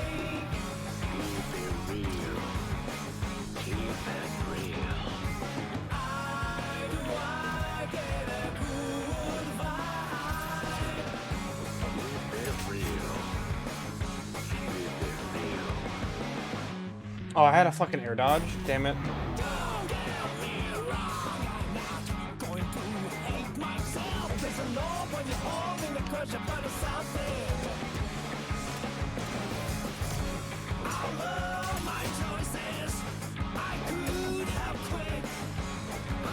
Fuck.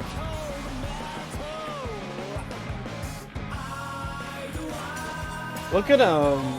Oh, he's cheesing me out. What? Oh, I'm dead. That was crazy. He just camps the weapon. Damn, how do I deal with that?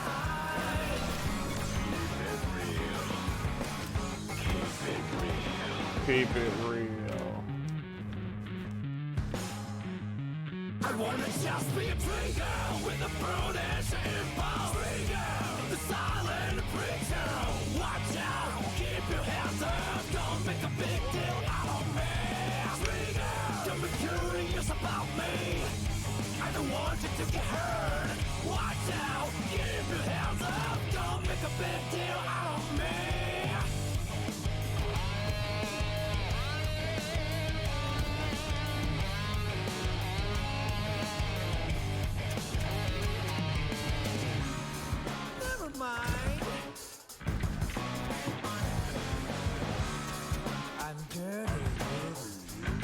What?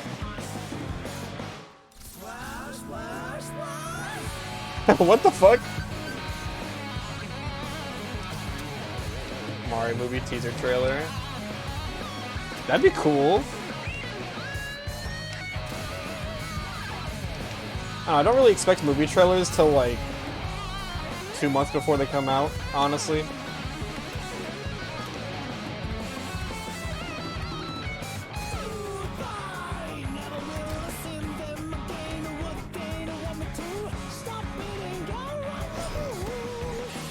This fucking song.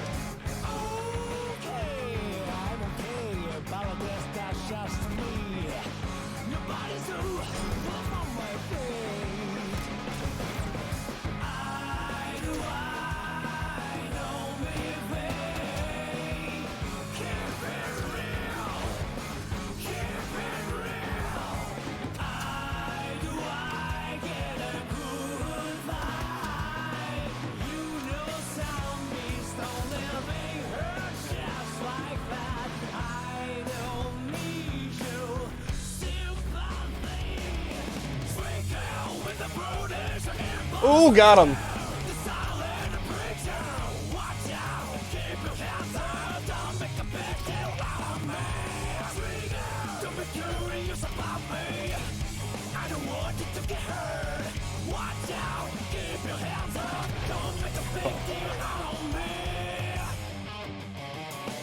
Yeah, it's a whole year away. They're not gonna put out a trailer for it.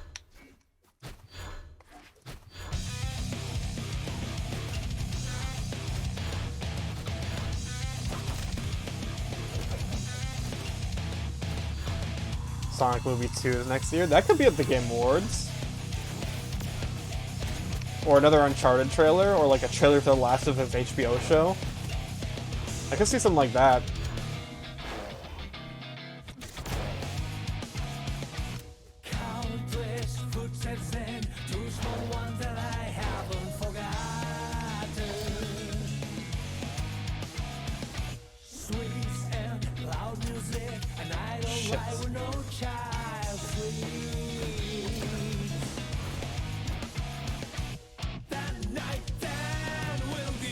Sonic movies April? Okay, then maybe, yeah, I could see us seeing that.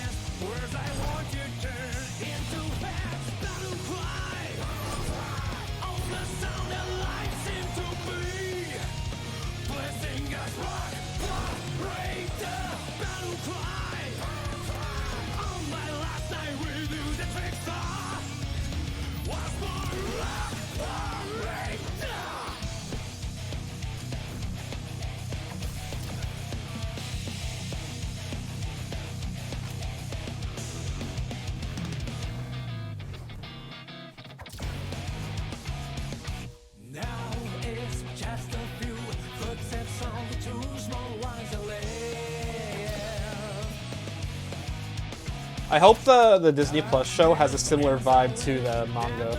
How it's like kind of like a comedy. That'd be great.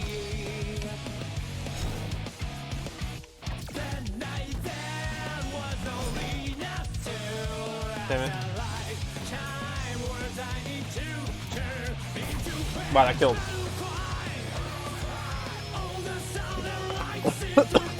Why don't you that?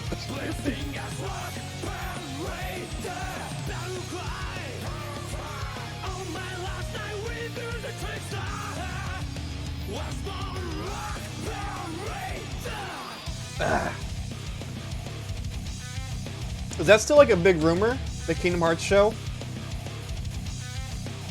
Or is that like deconfirmed?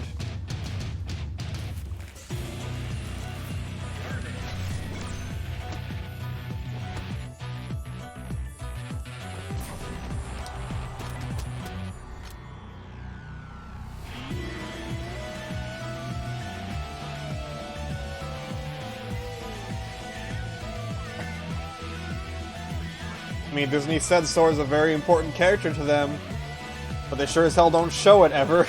So a Disney Plus show would be great.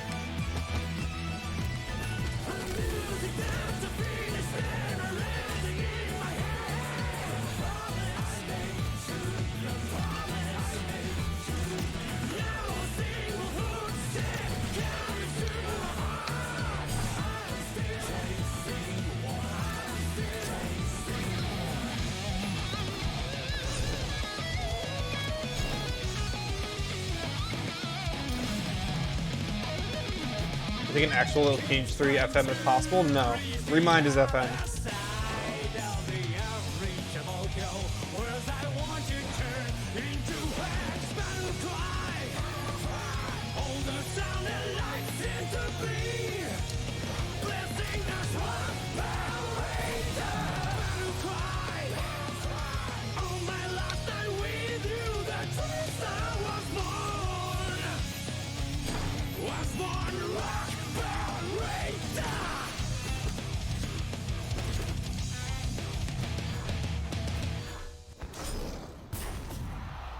When is the event? Is that like a confirmed event to happen? And do we have a date? Oh, that was so...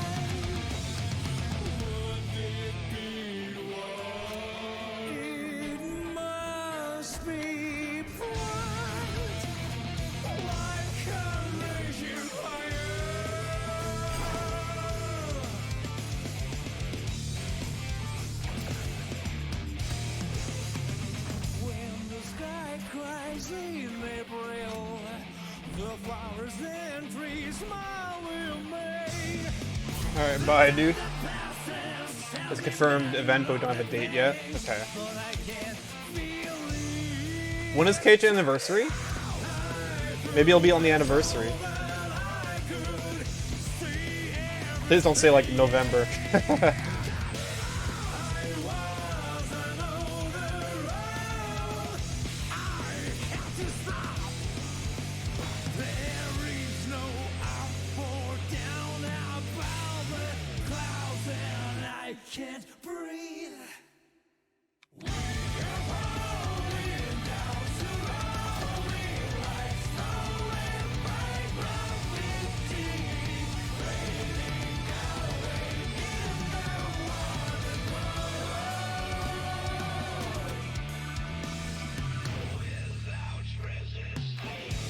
This guy's lame.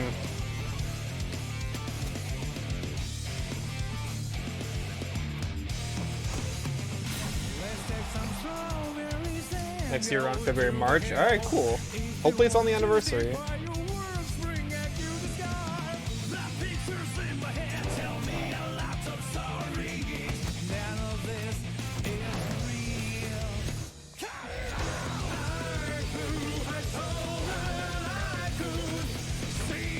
Alright, good. He rage quit before it ended. That's crazy, bro.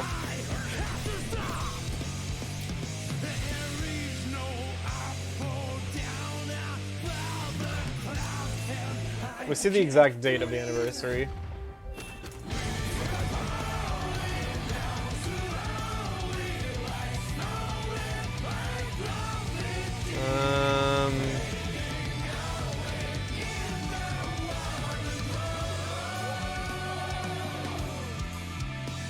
March 14th. Wait, what? No. This is... No, not remix.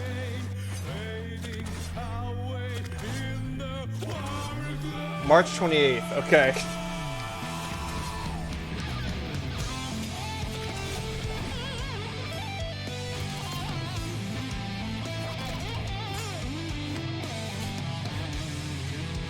So yeah, hopefully March 28th we'll get something. That'd be cool.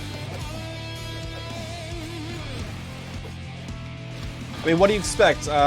Kingdom Hearts 4 TV show.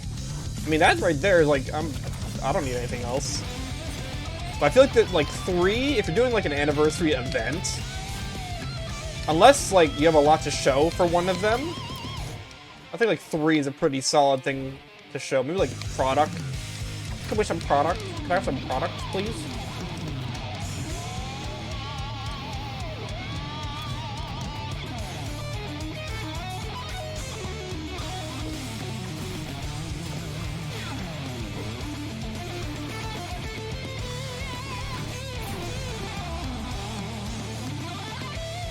Sora in Fortnite. I don't want that. Honestly, I'd be happy if like Smash was the only game Kingdom Hearts like stayed crossed over in, you know? As weird as that sounds, I think like it adds to the unique and special like specialness of that event.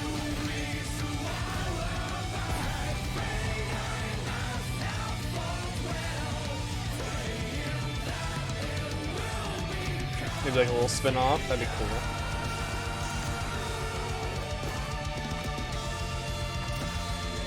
I want another multiplayer game. We haven't had multiplayer Kingdom Hearts since the original Birth by Sleep. And don't tell me cross. Don't fucking say cross. Virum Rex.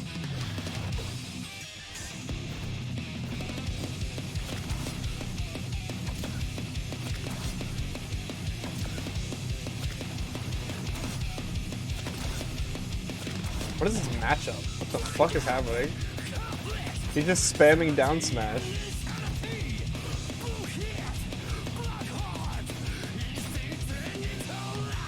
I hate when people do that when they realize that they can beat you, so they just start being dumb. I hate that.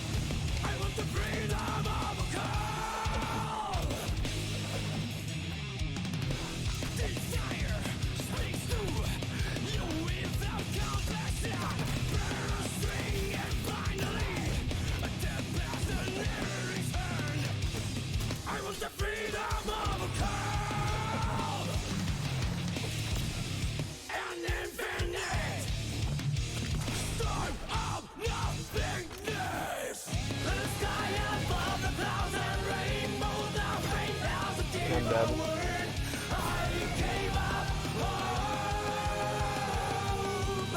Alright, I'm done with this game.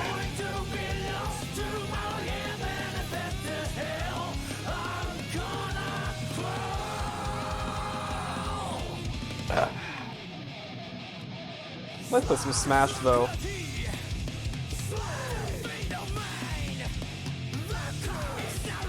I will be back though. I'm gonna go get some more water and bathroom and all that.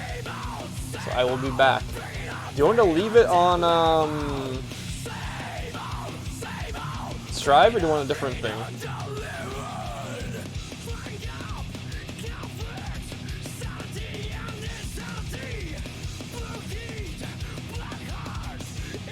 Seems like you guys are enjoying Strive, so maybe I'll just leave it on this.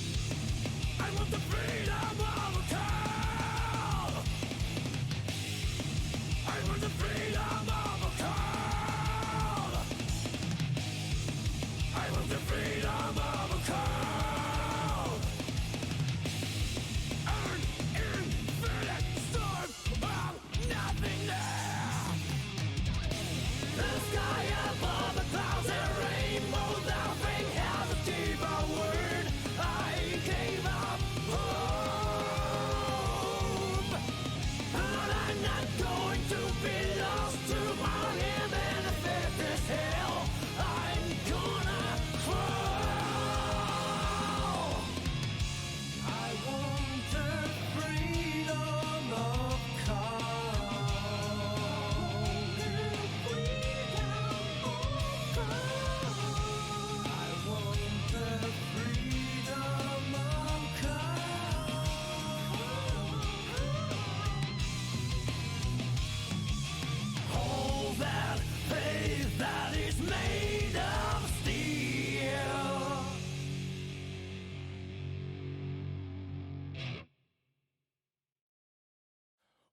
once there everything comes through.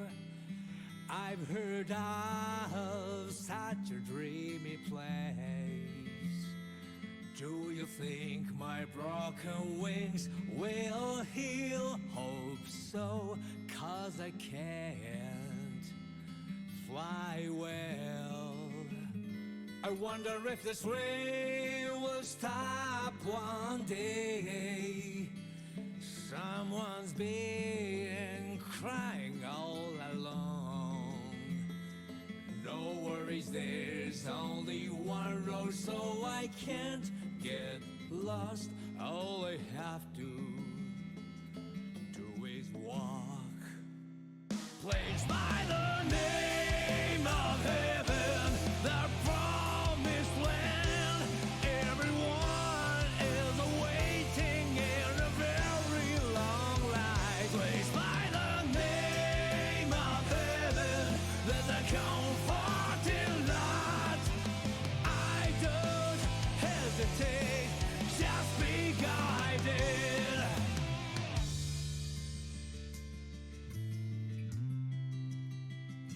I wonder how far I have come, and what have I ever done. Alright, well, I'm sure I'll be there soon. All I have to do is walk. Placed by the name of heaven, the promised land. I wonder what was waiting for me. Placed by the name of heaven, there's a comfort in that. I don't hesitate, just be guided. I haven't talked to my heart for a long time. When did I stop flying? Is it a waste of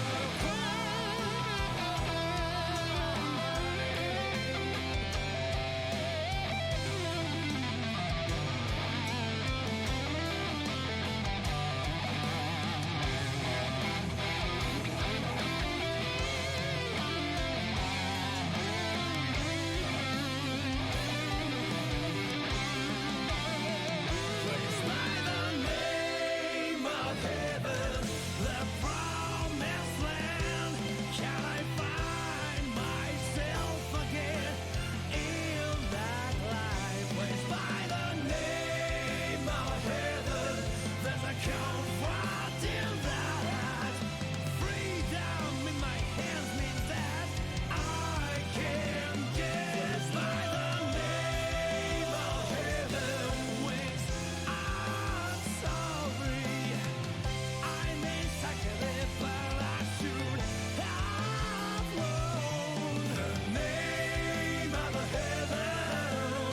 I can get out of line now. Freedom in my hands means that I can get more freedom in my hands means that I can get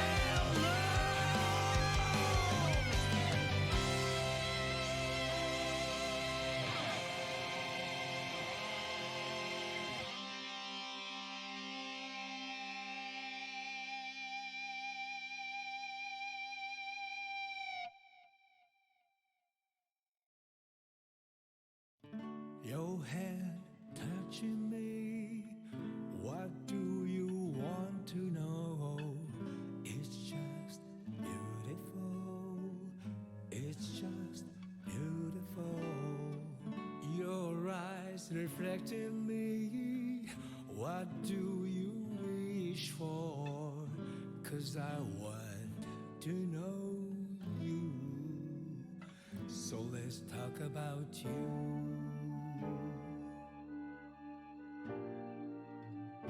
Let's talk about you.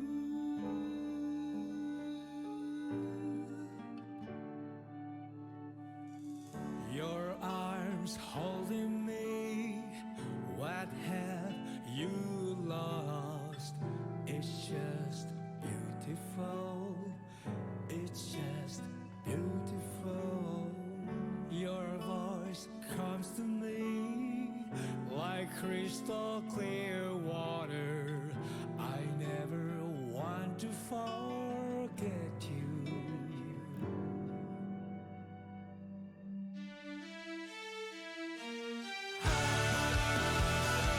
In the midst of a time, I hope if I could only stop one thing, I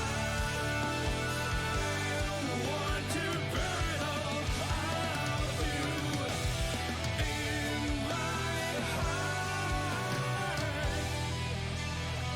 So let's talk about you.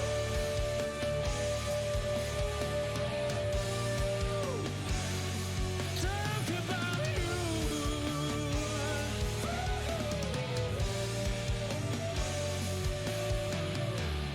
Your smile's one of a kind and belongs to everyone. It's just beautiful. It's just beautiful. Even in the cold rain, you just make me smile. It's just beautiful. At long last, figured it out. I live inside of you, the world with you. You forgive me. It's a world where I can be.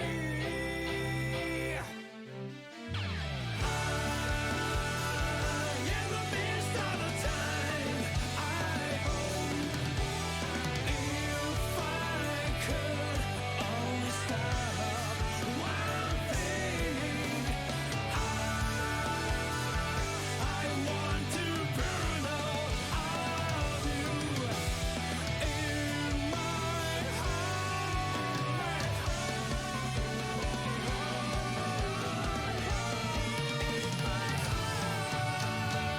So let's talk about you, talk about you.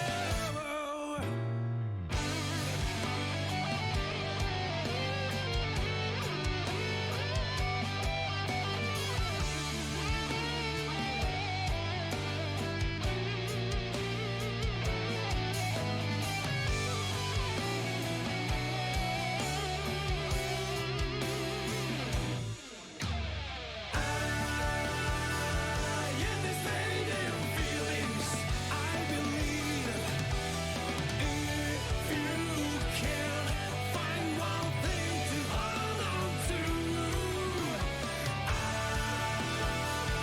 the world is right beside you. The world inside of little you is spreading endlessly. Your feet start to walk. What are you looking at? It's just beautiful. It's just beautiful.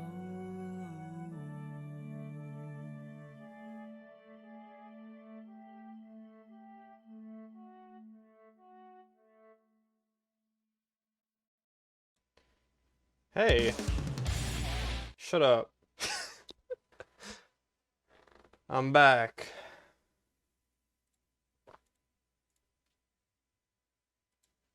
We only got 2 hamsters so far? What the fuck? I guess we did start late.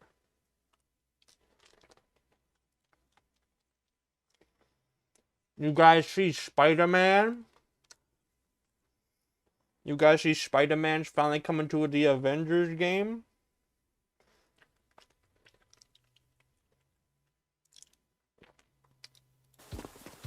Only for the PlayStation?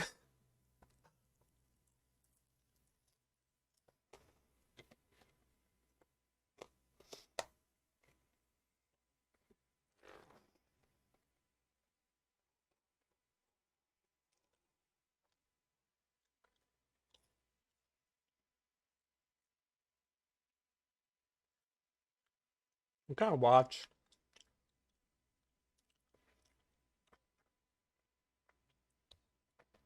Let's watch this. This video is brought to you by Brilliant. Alright, Battlefield 2042. A lot to say on this before we get into the meat and potatoes of this review. First of all, I would caution you against any publication that is putting out a review for this game on this embargo, because no outlet or content creator has had more than around 10 hours with this game during the review period. EA organized 3 capture sessions spread across 3 days. It was roughly 4 hours spent on All-Out War, 2 hours spent with Hazard Zone, and around 4 hours spent with Portal. These were the only windows made available to reviewers, which is why I don't believe it's possible to slap the review label on this video. This is a review in progress. Furthermore, no one got to access console review code, so no one at all can tell you how this runs on latest gen or previous gen consoles. This is important because I actually got worse performance on PC than I did in the beta, depending on the map, the mode, and the weather effects. Are you serious? Given that crossplay is available, the performance for in the beta was awful. It would have been possible for EA to allow people to review this game on console alongside PC players, but sadly they did not provide an option for that. The limited time frames made it very difficult for me to come to any conclusions about the more subjective aspects of this experience, aka, is it fun? Are the specialists well designed? Is hazard mode good? Etc. I mean, sometimes we'd do a hazard mode round and we'd get knocked out super fast, and then we'd have to sit in queue waiting for the next one to begin, so I only got a handful of rounds in. Similarly, I only got to see each new map once or twice, I only got to play with each specialist once or twice, I only got to test a handful of weapons, etc. For our Portal experience, we kept getting dropped into international servers, resulting in really high ping and awful hit registration. So yeah, there were a lot of challenges inherent in this review process, but I wanted to put something out today because I definitely learnt a lot about this product that EA DICE have made, and I wanted to share that with you in case you were weighing up a day one purchase decision. For example, I learned how it ran on 2 PCs, a 2080 Ti and an RTX 3090. It's not a great news story, to be honest, but there's a lot of detail to unpack there, so I can't even give you a brief summary here in the intro. I learned how much progress has been made in the area of bugs and stability since the beta, and that's a much better news story, since the game does feel less janky here in the release build. I learned about the new maps, and I gotta say that I enjoyed most of them. Orbital, the map we played in the beta, was easily the worst map, so it's a shame that EA DICE chose to lead with that one earlier. I learned how hazard mode works, and I certainly have some preliminary thoughts about how well this all hangs together. It's clear that the entire specialist system was designed with this game mode in mind, as specialists truly shine in this setting. However, I do wonder what kind of legs this game mode will have, sandwiched between Battle Royale offerings like COD and Apex, as well as more hardcore extraction-based offerings like Hunt and Tarkov. Were this game mode free to play, I could see it picking up momentum, but designed as it is and locked behind a paywall, Wait, is hazard I'm mode worried like a that battle it'll struggle royale? to find its feet. And Portal, okay, listen, Portal is the real deal. 7 classic maps, dozens of classic weapons and vehicles, the classic class system, all of it looking spectacular in Frostbite. This was excellent. The Portal creation tools were so impressive, accessible enough that anyone could spin up their own custom game easily, but deep enough that advanced users could script specific I love rule Is This Week in sets to Gaming. create entirely new game modes altogether. There's a narrative out there that Battlefield 2042 is all about the dollars, that this specialist system and hazard zone all exist. It actually so that is EA can monetize useful, Battlefield 'cause I can't more keep up with easily. everything. And that's really I the only learned reason stuff. that Battlefield 2042 exists the way that it does. My 10 hours with the game really convinced me that this wasn't the case. If monetization was the only driving force behind Battlefield 2042, if that was the only thing EA DICE cared about, you never would have got Portal. No way. It really does feel like the love letter they promised it would be, and I really respect EA DICE for including it this year. Based on my brief time with the game, I think Battlefield 2042 is a very ambitious package that genuinely does provide a lot of stuff for your $60. 3 distinct game types, 13 maps, dozens and dozens of new and old weapons and vehicles, and a sophisticated game mode editor. I don't think any Battlefield game has offered this much on day one. But it's clear to me that this product is still not finished, and that you're going to be better served by waiting to pick it up later on. There are still way too many technical issues present, and they're going to take time to fix. Most of the design issues I talked about in the beta remain unchanged here, and addressing those will take time. As for Hazard Zone, a lot of work is going to be needed to get this thing really humming if it's going to compete with similar offerings, and that too will take a while. Battlefield 2042 is trying to appeal to both a new and an old audience, and it reaches for a lot in its attempt to do that.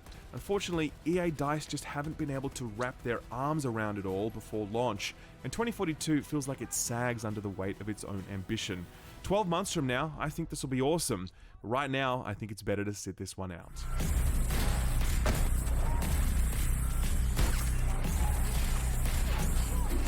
Is this the theme for this one?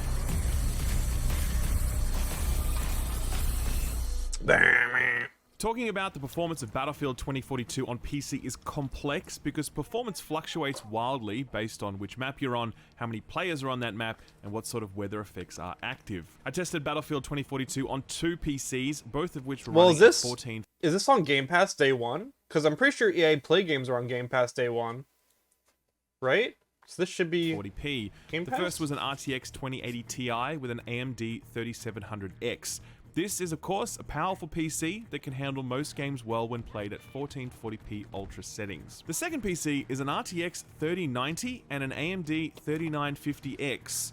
That is a very powerful PC, which I typically use for editing and capture, but I used it for this review because I wanted to see how Battlefield 2042 would run on basically the best hardware money can buy. The day one capture session was All Out War, which is 128 people playing both Conquest and Breakthrough on a 5-map rotation.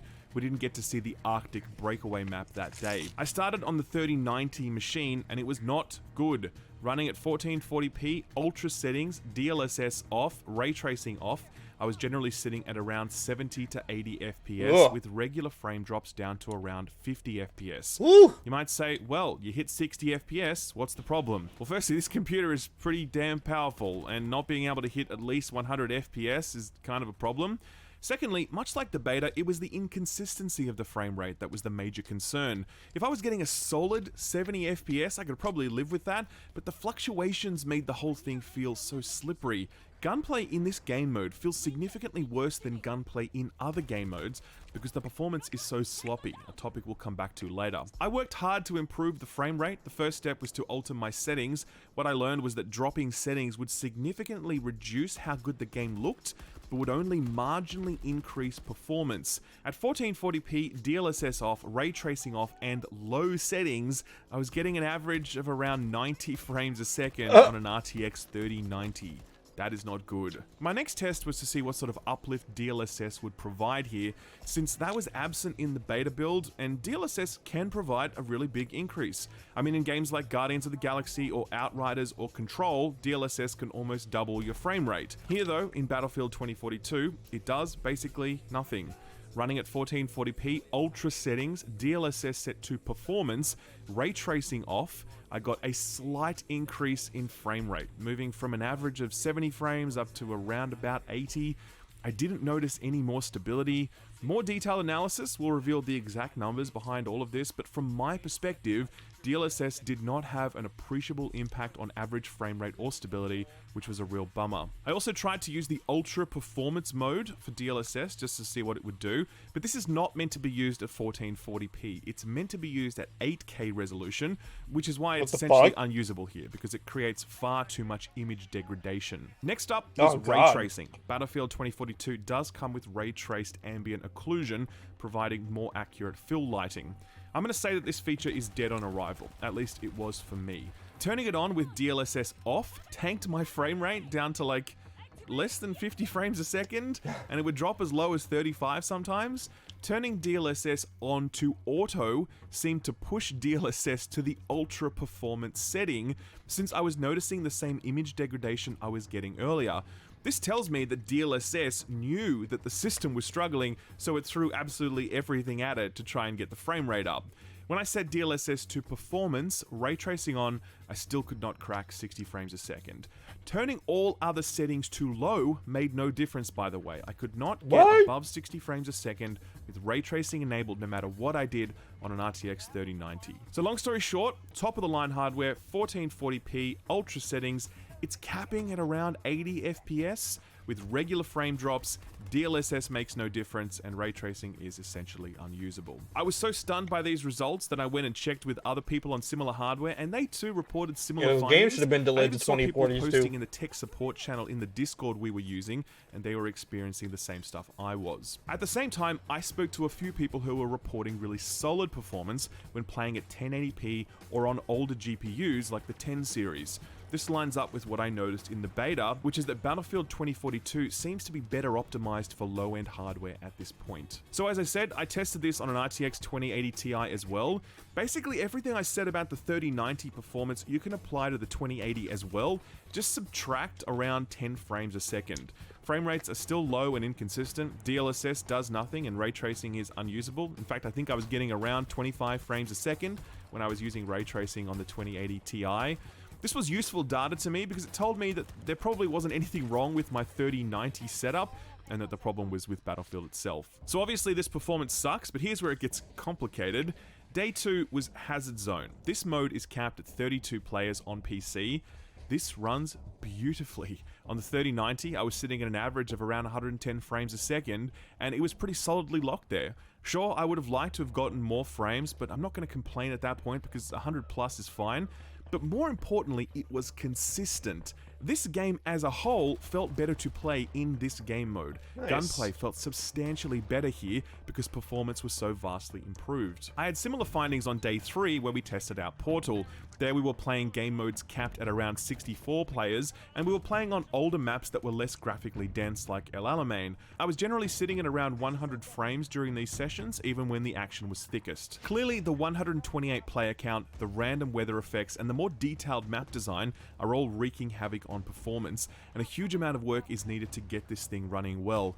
Right now, All Out War is easily the worst way to play this game because it runs so badly, and the gameplay itself feels worse as a result. Finally, I'll conclude this section by reminding you that no one knows how this will run on consoles, and given what I saw here on PC, that's definitely a concern. Beyond performance, the 3-day review period gave me the chance to see how far the game has come in terms of bugs, glitches, netcode, etc. I think a lot of ground has been made here. The stop motion animation that occurs when vehicles explode, that's gone. Is this on PS4 and Animation Xbox glitching One? was generally far less common. Oh, I noticed no. fewer enemies frozen in place. That weird teleporting thing that helicopters and planes would do when they were too distant, that was gone. The parachute glitches were gone. The whole thing was definitely tidier. There's always going to be Battlefield jank that's kind of hard-coded into Frostbite, but on the whole, there's nothing I'd point to now as really broken or alarming, except audio. Okay, so audio in Battlefield 2042 is fucked. In the beta, I commented that the... Yeah, this whole audio bit is 100% true. When I played the beta, it was like silent. You didn't hear anything despite all the chaos that was going on. soundscape was so vacant and eerily silent. I think they fixed that, as I certainly never noticed the same windows of quiet or the sound mix not properly reflecting the chaos erupting around me when I was playing during this review period. What replaced that issue, though, is the worst positional audio I've ever experienced. I remember when COD Warzone first launched, it got dragged for having terrible positional audio, and it did, but it was nothing compared to this.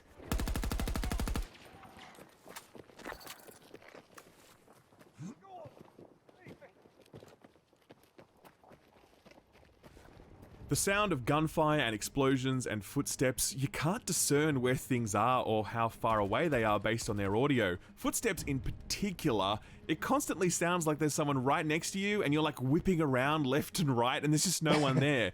It's a problem on the bigger maps, but less noticeable. On smaller maps though, where everyone is tightly packed in, it's frankly unusable. Like, it actually makes this game way harder to play when this positional audio is messing with your head like this. Truly awful, and I don't know how easy it is to fix this, by the way, because it took COD Warzone a long time to get this right, so I guess we'll have to wait and see on that one. Okay, so bottom line, performance is still very bad and needs a lot of work, at least on PC. Console, we've got no idea, and the game is less buggy than the beta, except in regards to audio, where things are way worse. I'm going to come back to this point a few times in this review, but I don't think right now is the time to play Battlefield 2042. Following in the rich tradition of previous Battlefield releases, EA DICE have their work cut out for them to finish and polish this game. If you have patience enough to be able to wait 6 or 12 months, you're going to be able to step into this experience when most of this stuff has been ironed out, hopefully. Alright, so that's all the performance stuff out the way. So let's talk about how fun Battlefield 2042 actually is. That's not how I expected that to blow up. I'll premise this entire section by reiterating what I said at the start, which is that we got such a limited amount of time with each of Battlefield 2042's 3 major game modes that it's impossible to reach any definitive conclusions about anything, really. These are just some first impressions about stuff, as well as some info dumping when required, since I know people have a lot of questions about Hazard Zone and Portal in particular. Day 1 of the review event was all-out warfare. This is the signature Battlefield experience, dropping up to 128 players onto gigantic maps where they can kill each other over and over again with a huge variety of weapons, vehicles, and gadgets. We started the event in a mode called Breakthrough, which is basically Rush, except without having to plant a bomb. You just have to capture points, and more of the map will open up as you do that, with the defending force being pushed back further and further with each successful capture. This was fun, but we definitely hit some stalemates at different points owing to map design and how many players were on the map at once. This map here is called Renewal and it's set in Egypt. Its first section works pretty well, but after that we have to cross this massive span of no man's land with no cover and the enemy dug in at the other side. That sounds and kinda the epic. invincible helicopters flying overhead just mincing us whenever they saw fit. We could not break through here.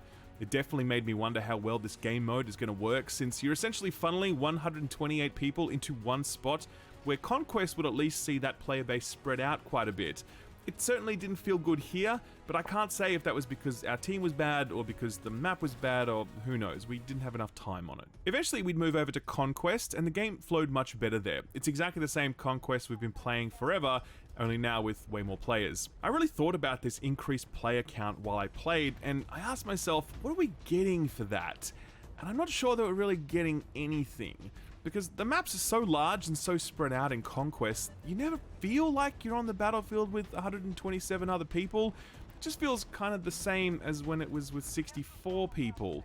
In Breakthrough, you do feel the impact of it, but I'm not sure the impact is good. 128 players is an interesting bullet point to put on the box, but certainly in the case of Conquest, I don't feel as though it's translating through to a more epic experience, and given the performance costs associated with it, I wonder if it was the right goal for EA DICE to have set for themselves here. All of that's before the issues with the AI, by the way, who I spoke about them in the beta impressions video. Yeah, man, there's a lot of them on the battlefield at any point in time, and I'm sure that's going to become an issue. In the post-launch period, once people move away from the game, they don't add anything. They're just fodder, and killing them feels so unsatisfying. And I really dislike the presence of so many AI bots on the field at any one time. I will say that I quite like the maps. The cargo container filled Manifest, the cityscape of Kaleidoscope, and the ruined shipyard of Discarded were all excellent actually, with some great indoor and outdoor combat environments that led themselves to the sort of tense showdown that Orbital was really struggling to provide. You can never predict which maps will become community favorites, but I would say that Orbital was the exception to what looks like overall solid map design. Day 1 was where we got to go hands-on with the full roster of Battlefield 2042 specialists. Now I'm going to say that in Conquest and Breakthrough, I really do not like specialists. I don't like the abilities they provide because they feel kind of cheesy and immersion shattering. I don't like how flexible their kits are because it reduces their identity, and I don't like the way they replace a class system that has long underpinned Battlefield. So let's unpack that. So specialists are defined by their We're active watching abilities as well a as their passive Battlefield trait. 2042 so the grapple bro, video. McKay, has a grapple that can pull him up pretty much anywhere, and his passive is that he moves faster while aiming. There's Boris, who could drop a turret that auto-targets enemies and spots them so they become visible through walls, and shreds them really fast if it manages to lock on, and it acquires targets even faster if Boris is nearby. Yeah, There's this game another comes out operator named soon. Pike, who can And just this video just see came out through today. walls with a press of a button, and she also auto-spots anyone that shoots her. Now, I don't know if this is just old man yells at cloud, but I don't think this belongs in Battlefield. It just felt super cheesy to drop a turret, sit behind cover, and farm kills like fucking Torbjorn. Instant free wall hacks in a Battlefield game, that's not really what I'm there for. When I think Battlefield, I think immersion. I mean, go back and play Battlefield 1, which I've actually gone back to playing recently actually. It is incredible how immersive that game feels, despite the fact that it is absolutely not a realistic recreation of World War I combat. A game doesn't need to be realistic to be immersive, and Battlefield has always walked that fine line. It topples here in Battlefield 2042 under the weight of these specialists. I really did feel like I was playing big scale, realistic looking Overwatch more than I was playing a Battlefield game. And that's a common talking point that you see all over salty Reddit threads and whatever, but it's true, I did, I felt that. I had fun, sure, but it made me kind of sad to know that Battlefield has gone in this direction because it's abandoning that commitment to immersion that I've always really loved about this franchise. The other thing that the specialist system abandons is teamwork. Again, here in all-out warfare that is. We'll come back to Hazard Zone later. Any specialist can still pick any weapon, any gadget. I still can't see which weapons or gadgets my teammates are bringing, so I can't coordinate around that. There is a communication-based ping menu now in place, but it's very basic, it's very clunky to use, to be honest. Because everyone can be everything, you're pushed more towards a self-sufficient style of play, because that's what everyone else is doing. This problem is solved in Hazard Zone, where you're forced to coordinate your loadout and playstyle choices in the pre-game, but it's unsolved here in All-Out Warfare because the game's UI, its social systems and communication tools are not sophisticated enough to allow players to work together easily. Finally, specialists replace classes, and I think losing classes was such a mistake. It's funny because what they've done since the beta is that they've clustered each of the specialists under a class label like Assault or Recon or Support or Engineer, but they haven't done anything else. It's literally just a label that's slapped on them like an awkward band-aid. Those words don't mean anything because these specialists aren't analogous to classes because their kits lack the identity that the classes had. Specialists just don't feel like they belong in Conquest or Breakthrough, a point that became really clear to me on day 2 when we got to spend some time with Hazard Zone. Oh my god, the music. There was a rumor doing the rounds that Battlefield 2042 started out its life as a Battle Royale title, but late in development they pivoted to also include a more traditional Battlefield experience. I don't really believe that story, but I do believe that Battlefield 2042 was built from the ground up around Hazard Zone, since it's here that most of the head-scratching design decisions I encountered in Conquest started to make sense. In case you weren't aware, Hazard Zone is a PvP experience capped at 32 players. In pre-made or match-made teams of 4, you're dropped onto a predetermined spot on the map. After you touch down, you'll face off against enemy AI bots, as well as other players to extract data drives from fallen satellites. You'll have 2 opportunities throughout the round to extract those data drives, one in the middle and one at the end, and the more drives you extract, the more dark market credits you earn. Those can be spent at the start of the next round on weapons, gadgets, and other upgrades, so it's giving like you an advantage Hunt over Showdown. players who aren't packing a similarly weighted arsenal. You do lose all of your gear when you die, though, and you have to repurchase what's it the next other round. one? Each round Tarkov. becomes its own gamble then. Do you spend big on valuable weapons and gear but risk losing it all, or do you use free or cheap equipment because you'd like to save those dark market credits for later? I played this in a squad of 4 on a variety of maps, and immediately the teamwork that Conquest was lacking was present here. You're presented with a specialist selection screen at the start of each round, and you're limited to 1 type of specialist per squad, so you can't bring 2 shield bros, for example. That in itself forces you to start thinking about what you want to bring to the table and how you want to play. Next, you'll select weapons, either the free options, or you'll spend cash on better, modified weapons, including scopes and extended mags, etc. Again, you're going to want to coordinate with your team about who might snipe versus who might be packing a close-range weapon. Next, you'll choose gadgets. Who of you will bring ammo packs, med packs? Who will bring the scanner to help you find data drives off in the distance? Finally, you'll be able to bring some tactical items that can provide further upgrades to your squad, and you're going to want to coordinate with each other for an optimal loadout. In this way, you're defining a class role here because you're carving out a specific contribution to the team. When you get on the ground, the specialist loadouts combined with all of your other choices are given space to shine. Because skirmishes are typically against a small number of enemies, you're really able to think about where you should deploy that defensive barrier, or when you might advance with your shield, or where might be a good spot to reposition as the grapple bro. In Conquest, it's just a clusterfuck. You don't get to make those decisions in the same way. Here, you're making them all the time, and it became clear to me that this is why the specialists were designed the way they were, with their specific abilities and with all the freedom they have to select any weapon or any gadget. All of that exists to enable this tactical, squad-based decision-making in Hazard Zone. The game mode itself is good, I like it. I think it's going to need many more months of balancing to get right. The economy right now will leave less skilled players severely disadvantaged because the number of free weapons and gadgets is so limited. This is similar to Hunt Showdown, but it's very different in one key aspect. Gear is far less impactful in Hunt because mastery of the map is more important than gunplay. You might be facing off against a fully geared enemy in Hunt, but if you know how to use cover, or listen to the audio cues the environment gives you, or manipulate PvE enemies to your advantage, you can absolutely outplay your opponent. That's not the case here. These environments are so open and so lacking in cover that if you find yourself exposed and you don't have a scope on your weapon but your enemy does, then you are basically fucked. When I learned that this game mode would be played out on the same maps that Conquest was being played on, I was worried, and my time with the game mode really confirmed a lot of those concerns. I don't think these maps are the right maps for this type of game mode, and I wonder if EA DICE will look to add specific Hazard Zone maps in the future. More broadly, I wonder how this will do in the market. This is absolutely nowhere near hardcore enough to pull over Hunt or Tarkov players, and it's locked behind a $60 paywall, which completely closes it off to the Battle Royale players currently occupied by free-to-play Warzone and Apex. Then there's Halo coming out in a month, totally free to play. I remember when Call of Duty Blackout was released. It was their first swing at Battle Royale. Now that died in like a month for a variety of reasons, but in large part because the business model wasn't the right one.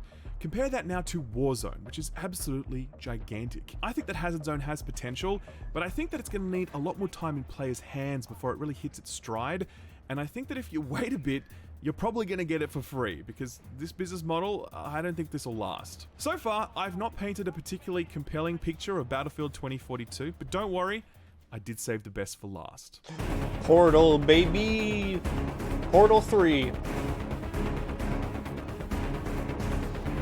Portal is a very special offering that I think is going to win Battlefield 2042 a lot of goodwill. It's such an earnest attempt at paying tribute to Battlefield's rich history while giving players so many options to invent a new future for it as well. Portal is two things really. It's the chance to make interesting game modes pulling from the maps, weapons, vehicles, gadgets, and classes of previous Battlefield games, and it's also the chance to easily play those things should you have no interest in making any of that content. There are 6 maps on offer from Battlefield 1942, Bad Company 2, and Battlefield 3, and all of them have been reconstructed in Frostbite, so they look amazing.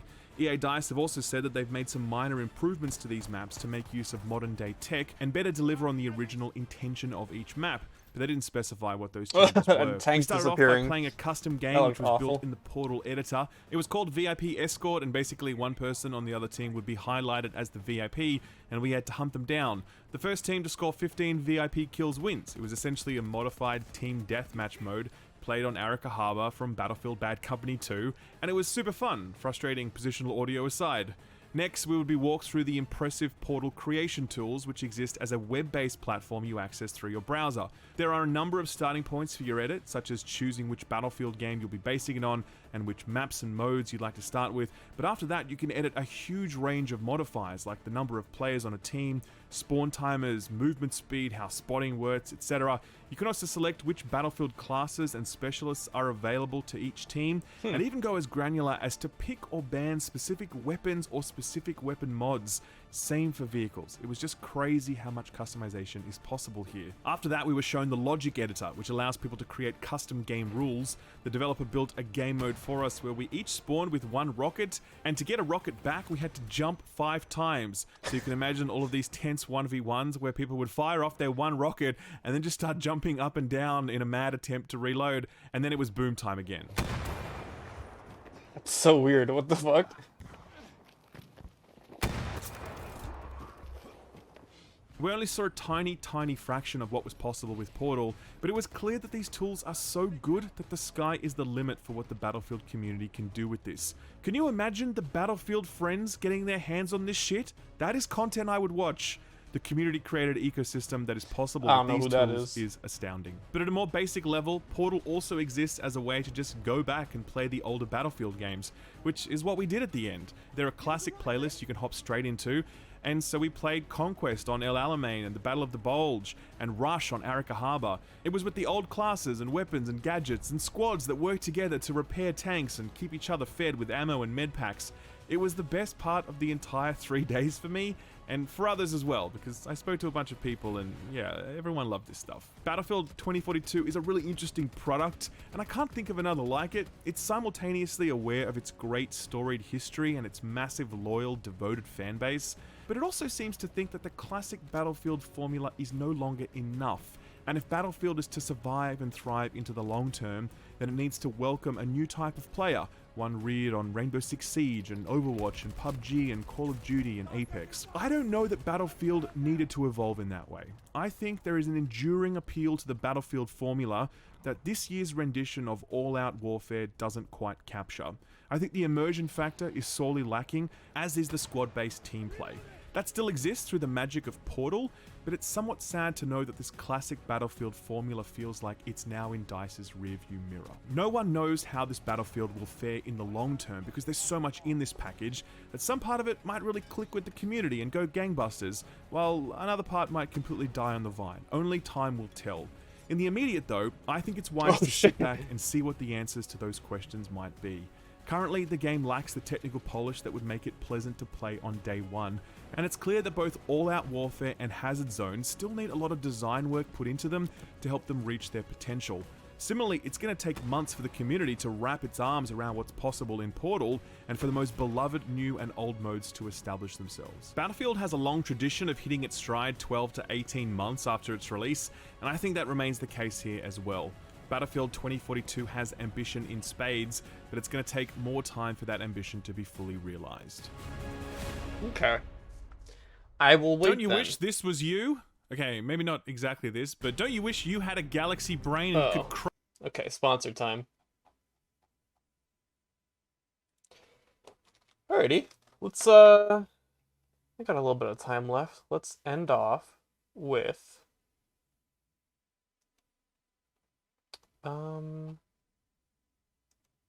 Smash Brothers. What is this? What is this Fall Guys leak? Hold up.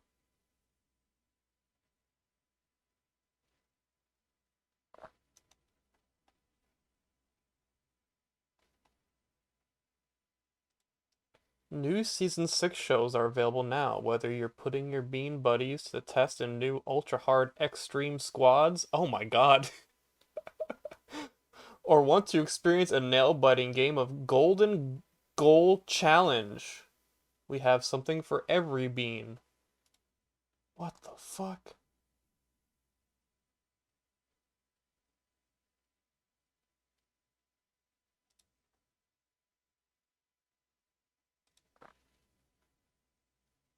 She getting hit with eggs? Oh, it's a water balloon.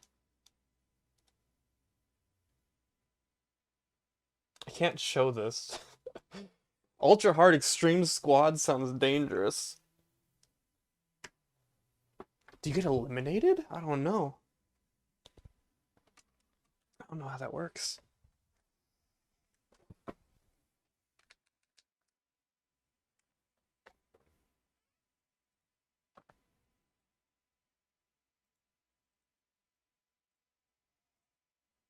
Activate. Activate.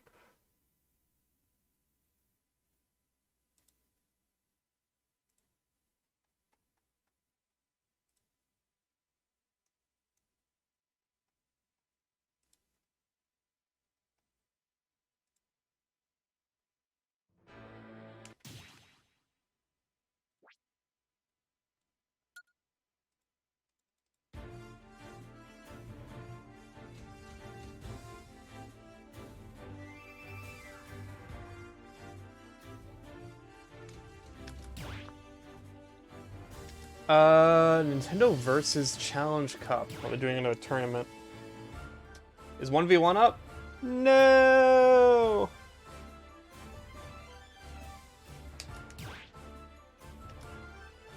Can I play? Oh shit, it happened already. This super happened already. Oops.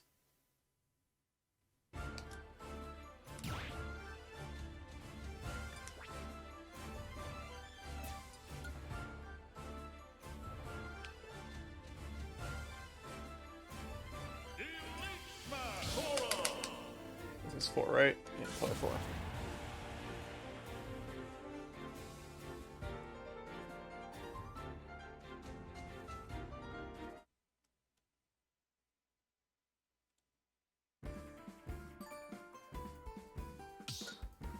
So, has anyone been trying out that Pokemon patch? Is it any good?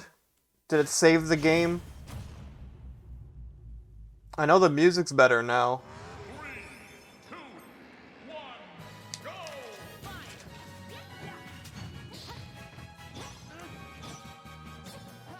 Oh god, I have not played Smash in like 3 weeks.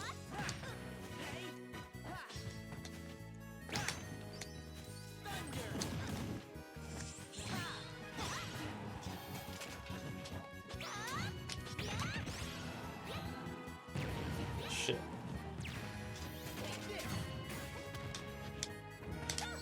No!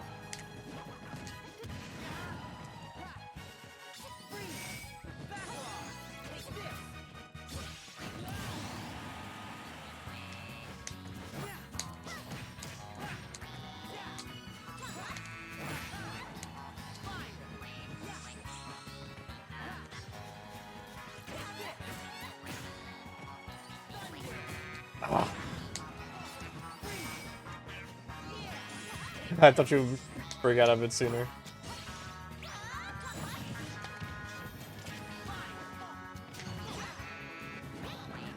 I don't know what I'm doing.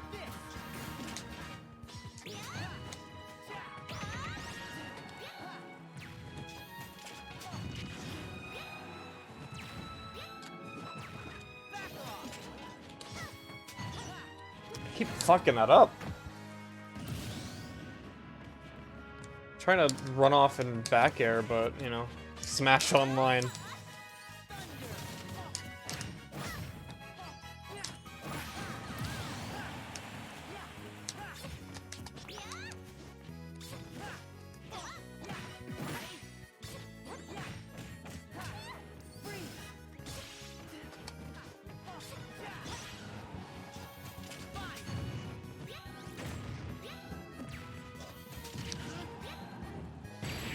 Fuck. I deserve that. I deserve that.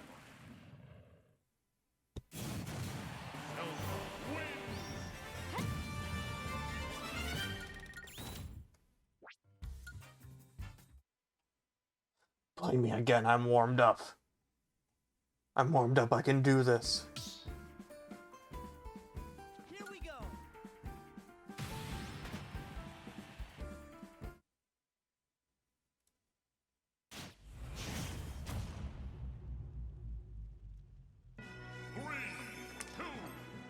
Ooh. Haven't heard this song in a million years.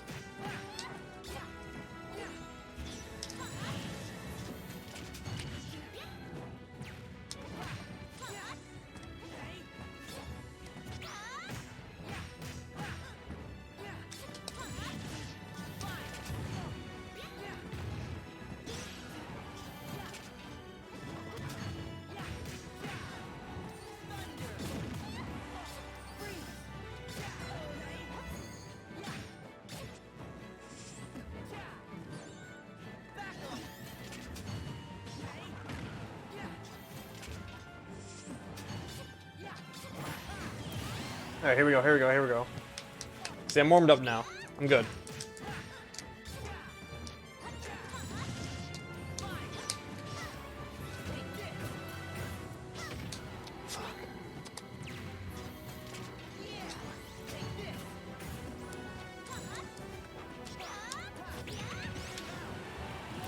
What?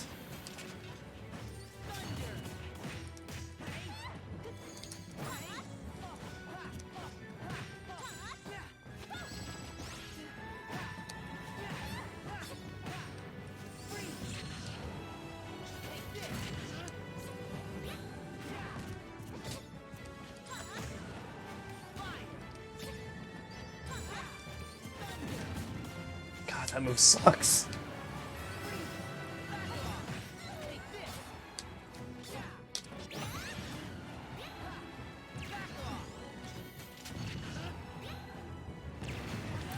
I keep forgetting how strong that is. I see it coming, I'm like, oh, it's not that strong. It's fucking Din's Fire. That move sucks. Not in this game.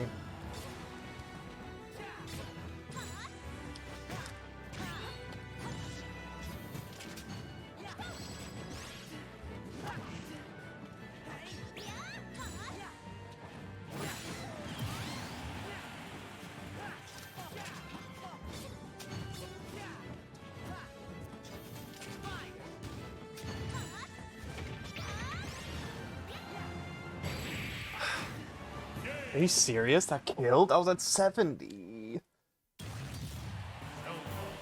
I was at 70, bro.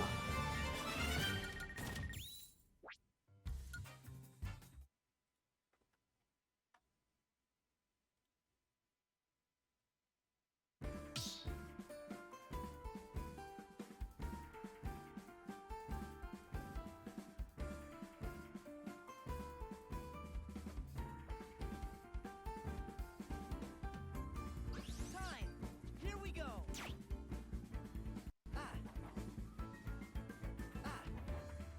Here we go. Wind, heal. Time. Wind, heal. Time. Wind, heal. Time. Wind.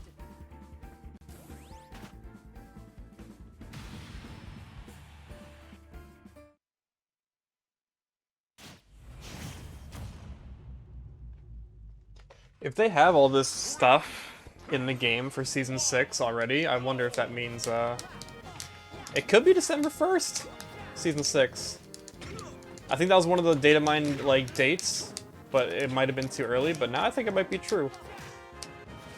That'd be cool.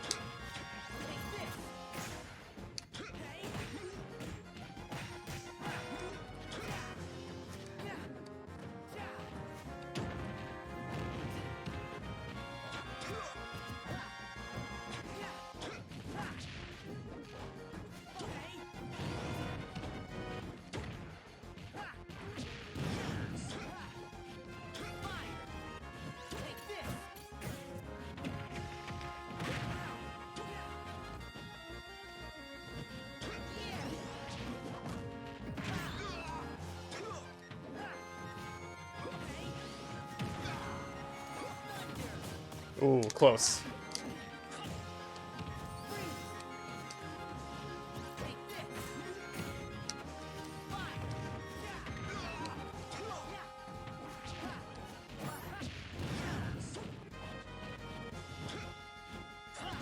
No!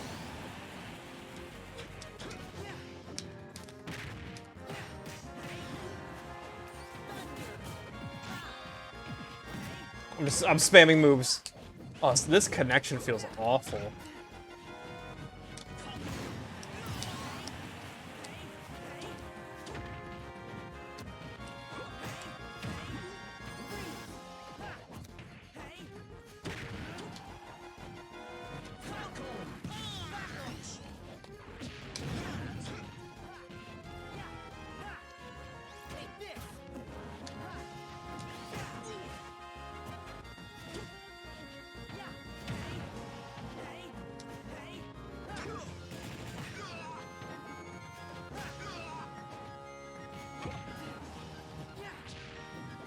Yeah, it's like misreading all my inputs. I got like fucking forward tilt there when I wanted a dash attack.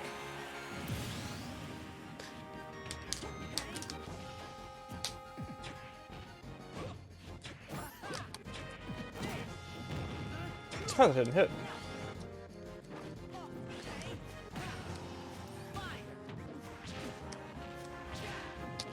Bro, what the fuck?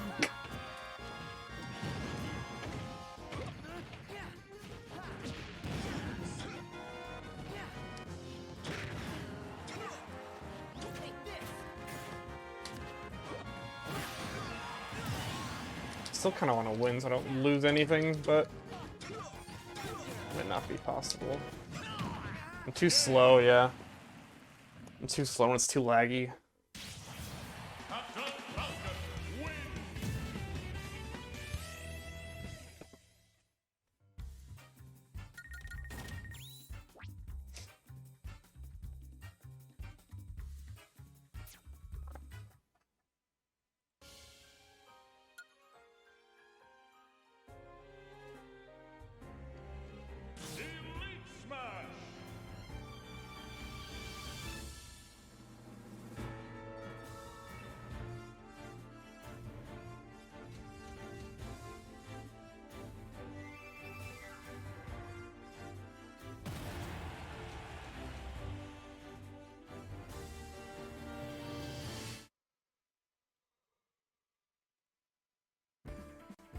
What are you doing, CJ?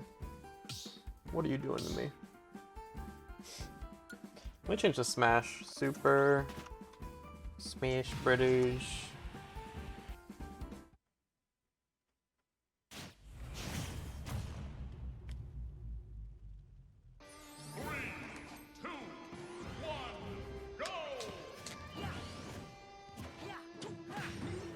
You're at Chili's? Yo.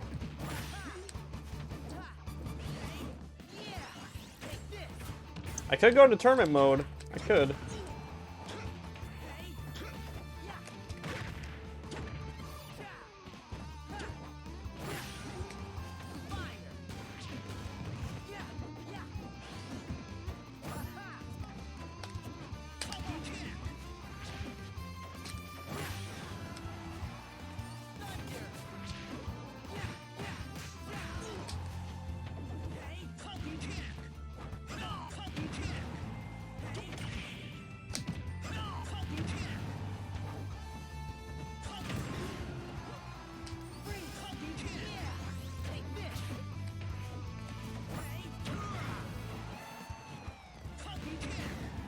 Wow, that killed, okay. How many Falcons is this? This is the second Falcon, and he's kind of laggy too. He might even be the same Falcon. Who knows?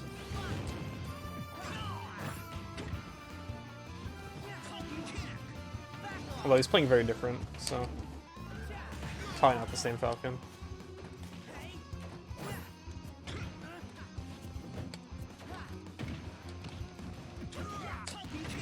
Holy fuck, he's beating my ass.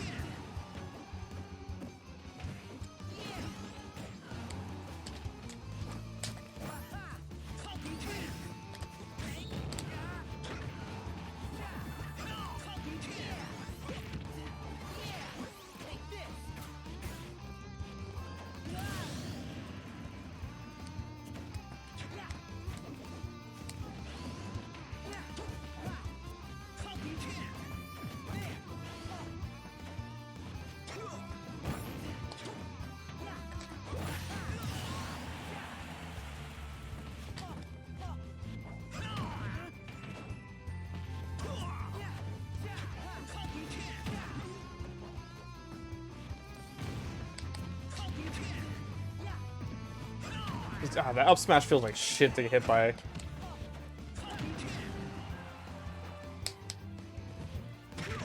Fuck! Oh god! I'm so bad at this matchup.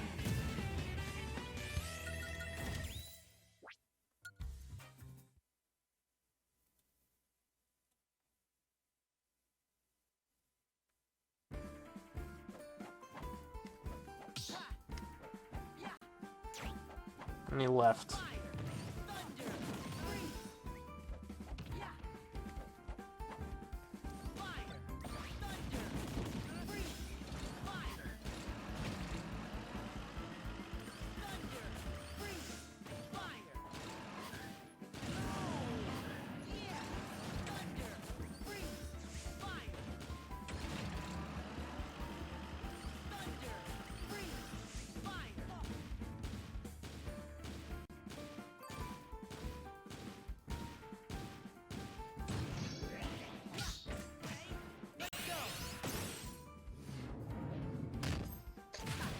Please don't be a Falcon. I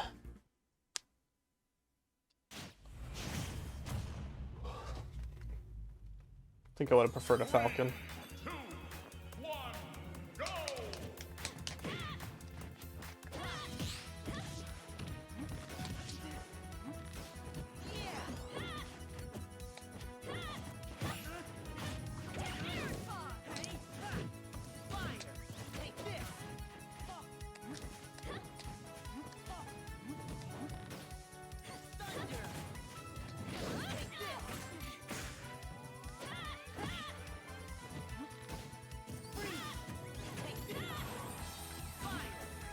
Love this song though.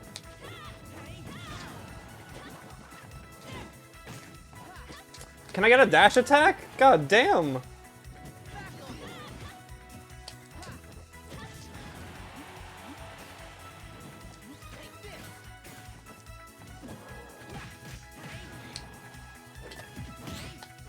Nice.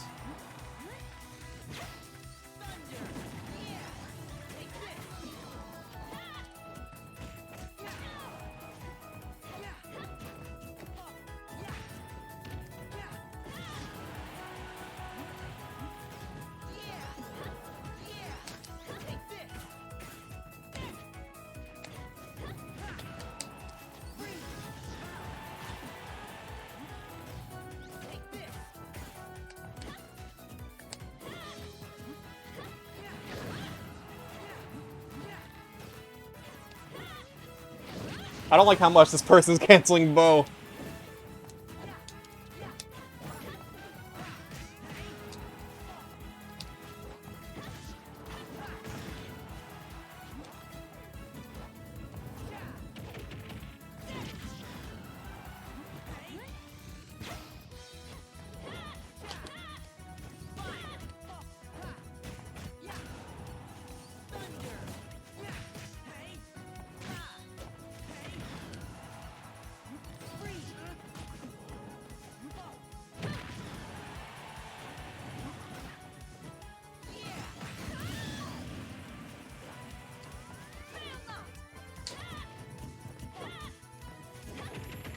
Nice.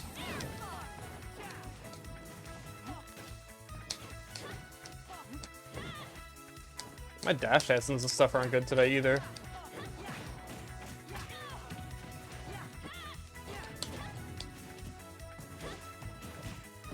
Now this is advanced space.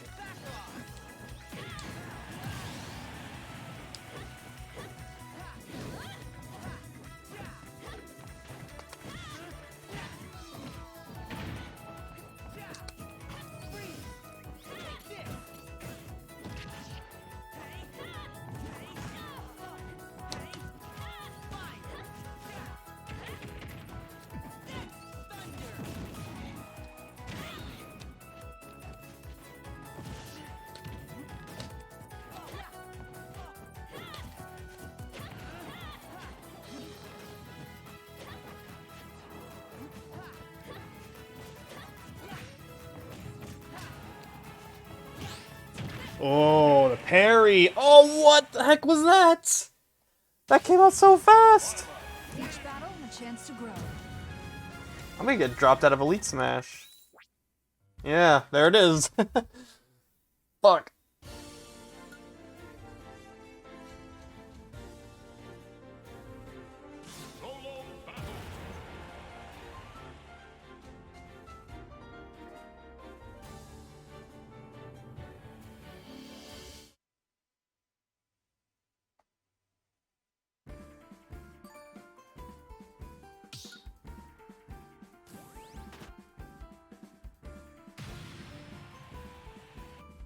FNAF 2 released 7 years ago today. What the fuck? Stop, please, stop, please.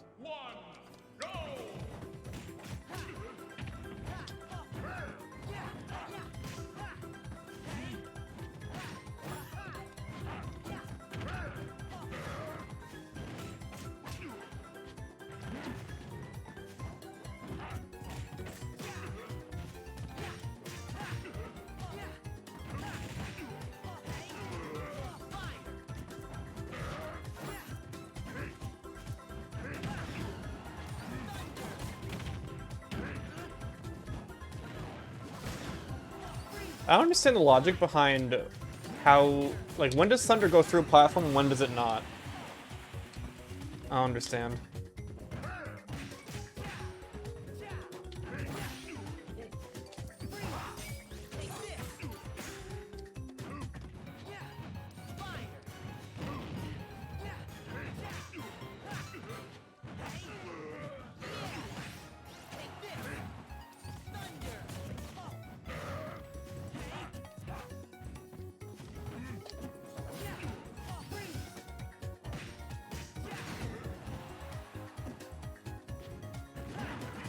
Damn it.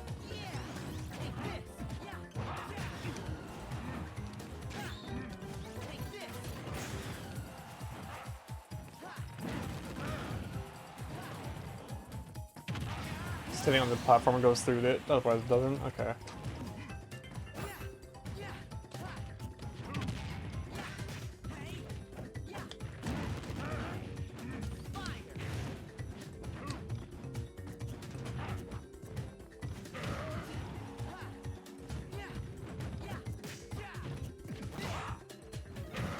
Whoa! That put me into stun for a while.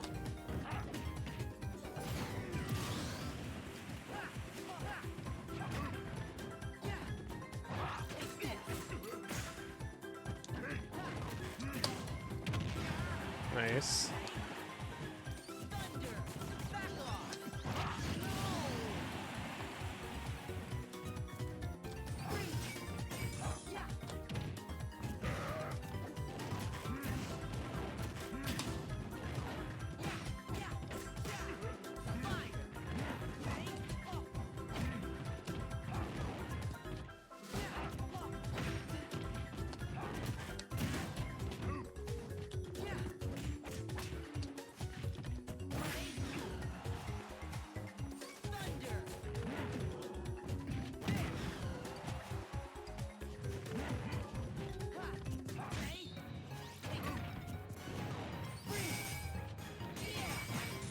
Damn it.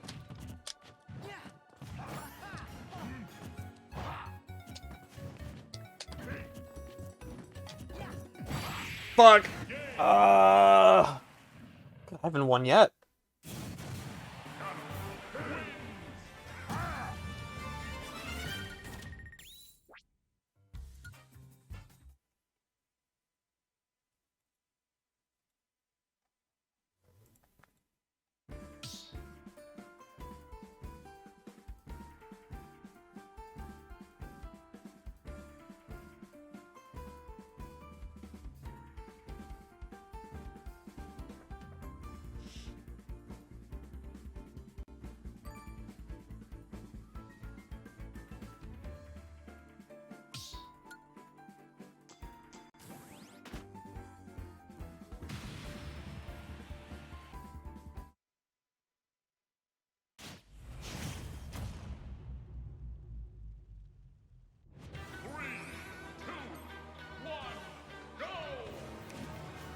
Oh shit, okay. Real battle time. This is where I win.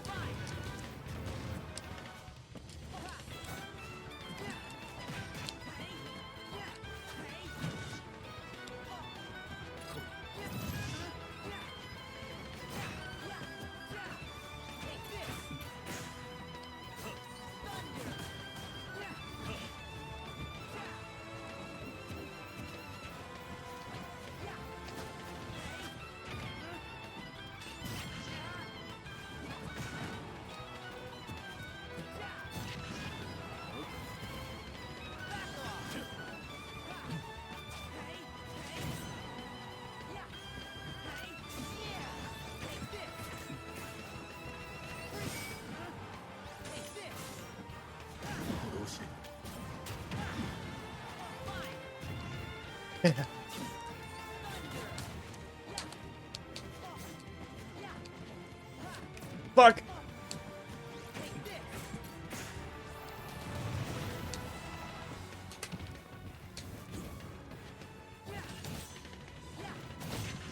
Woo!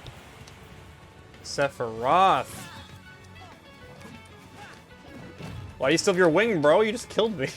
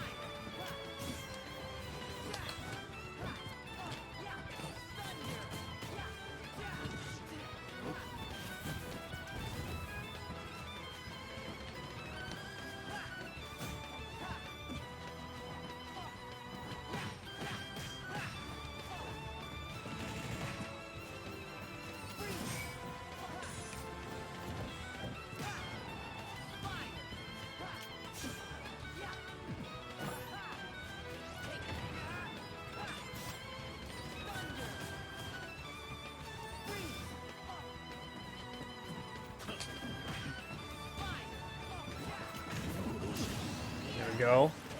Okay. I just don't instantly die. Get some X%.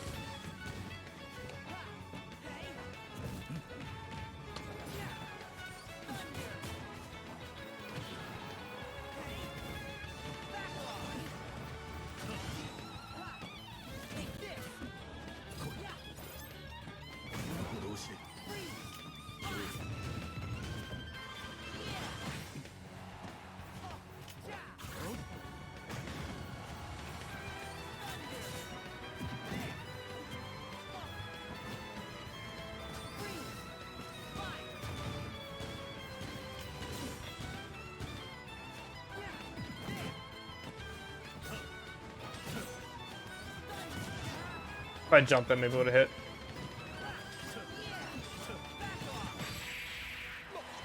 Okay, that's a win. I'll take it.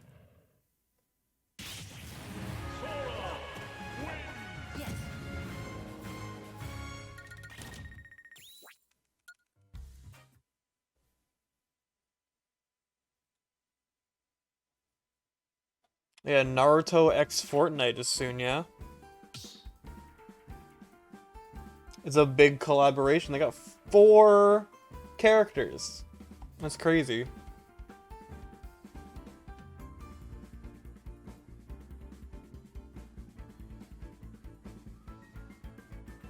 That's in 5 days, goddamn.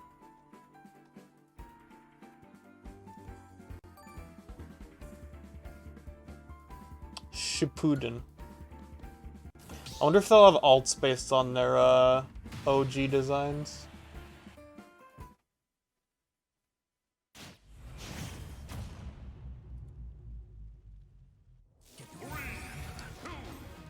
Oh, I love this song.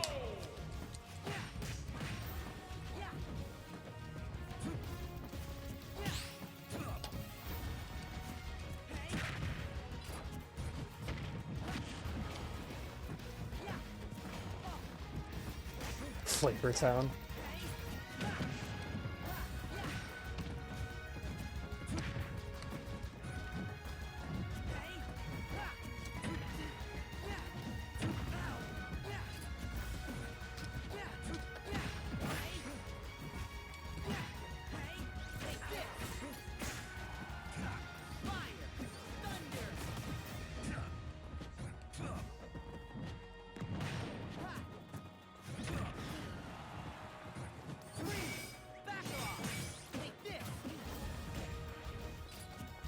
That ledge get up's pretty good.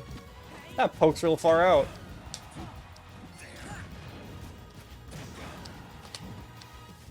Here comes.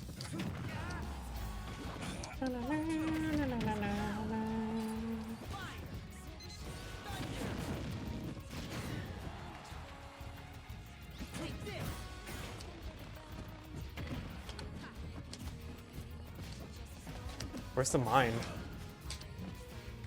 It's on the right platform.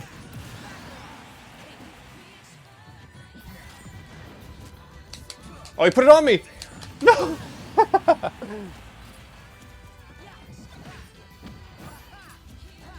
don't fight Snake too often, this is weird.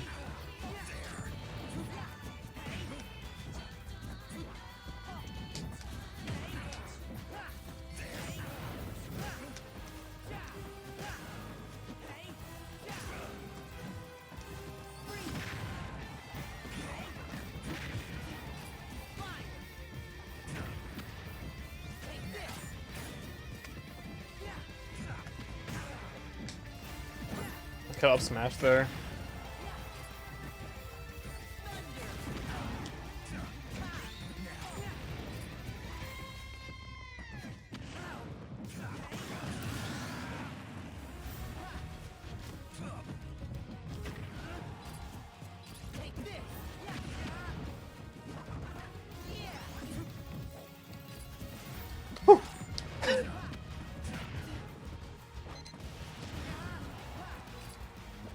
I gotta get back into Elite Smash. Gotta get back to Elite Smash.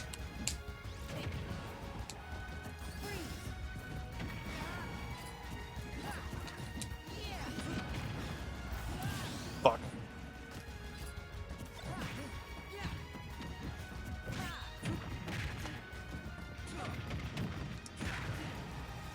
Good combo, good combo, good combo.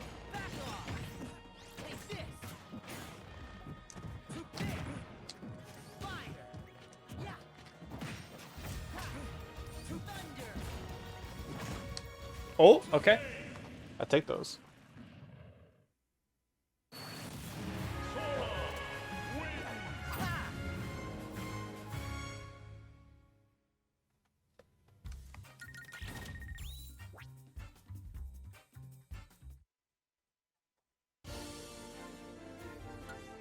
Nice.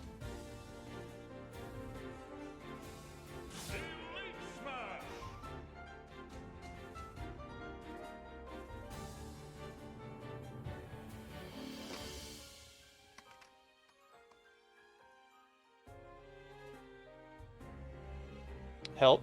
What is this?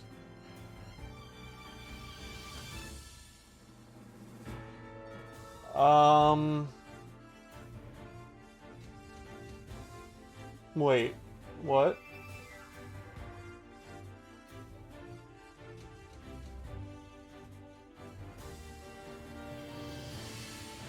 What am I looking at?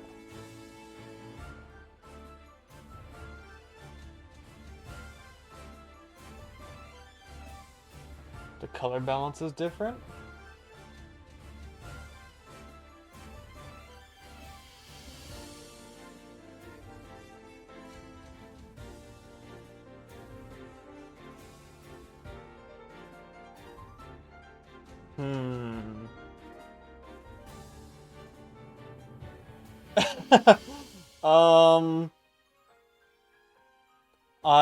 I'm sorry, I honestly cannot tell the difference.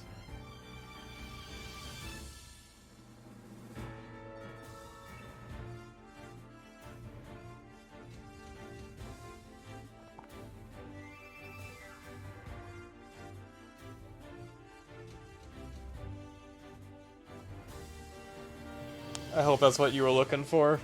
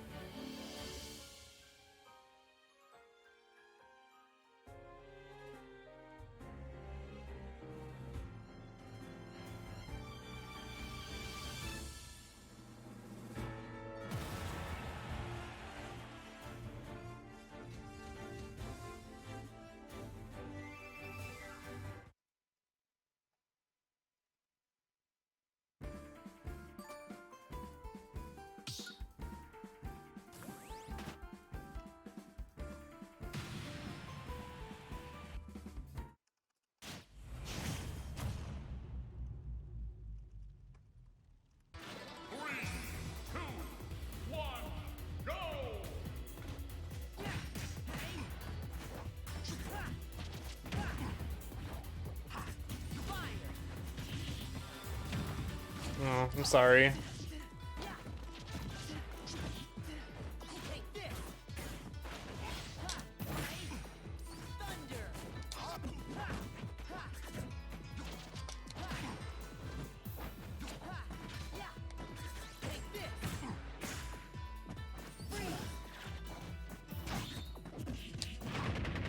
Let's grab. Oh, and you're dead.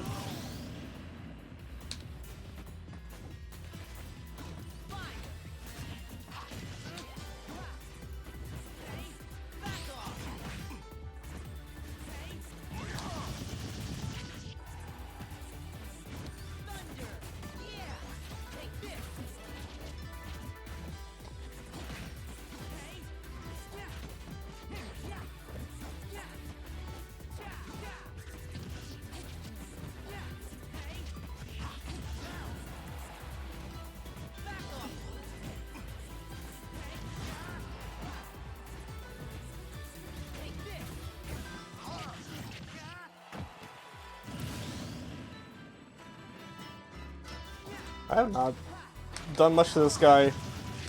We're the same stock, but only because he has need. Do it again. I can barely hit him. Oh my god. He's following my every movement.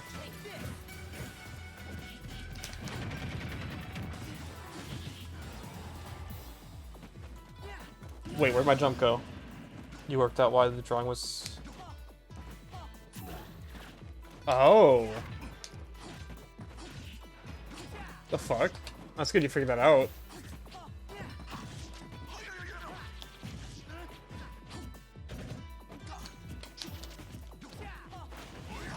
Is this the best Meta Knight player in the world? What's going on? I actually can't hit him.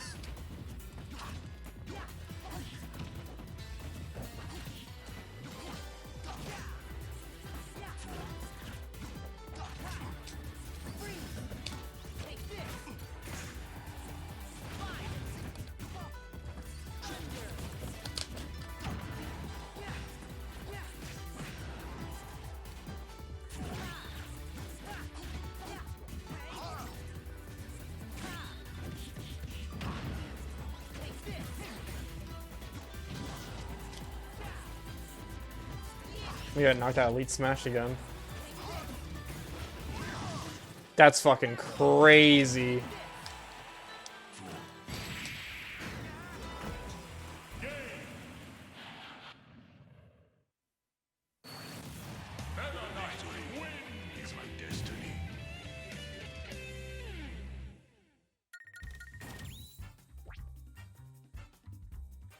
Well, I'm out of Elite Smash again.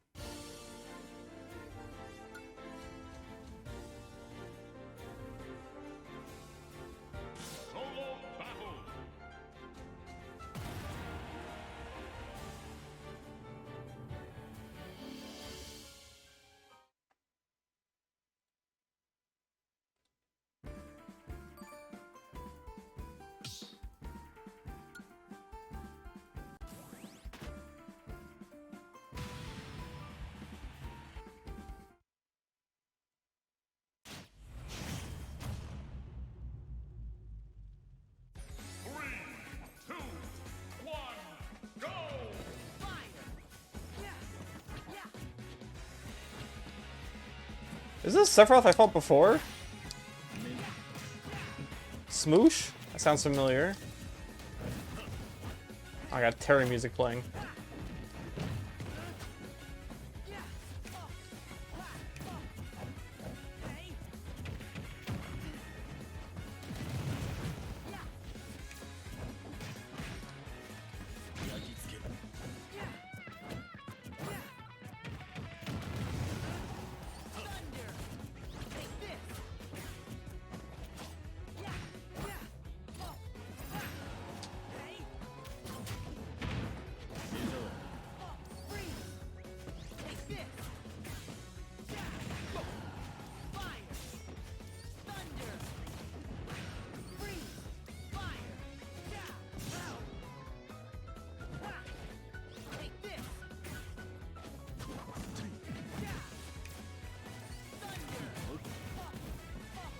This connection's really good though.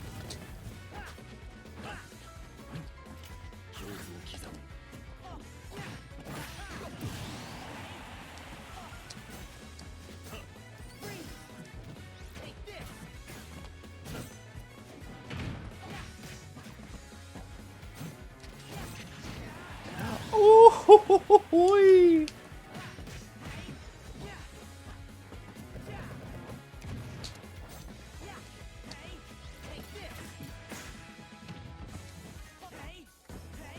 maybe I should just do what Zeph does and stick to battle arenas. The quick play. It's probably better. Fuck.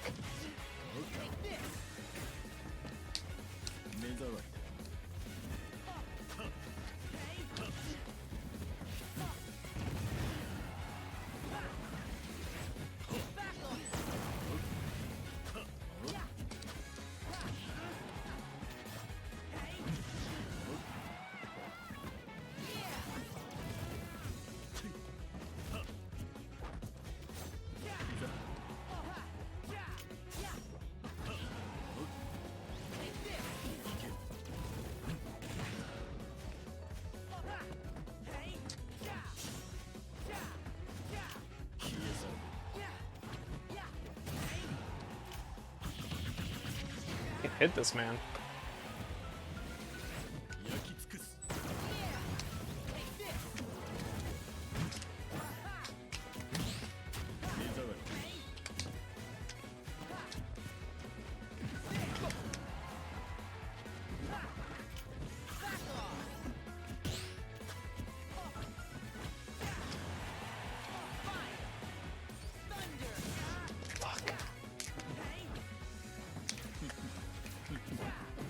No! I'm coming down! Shit!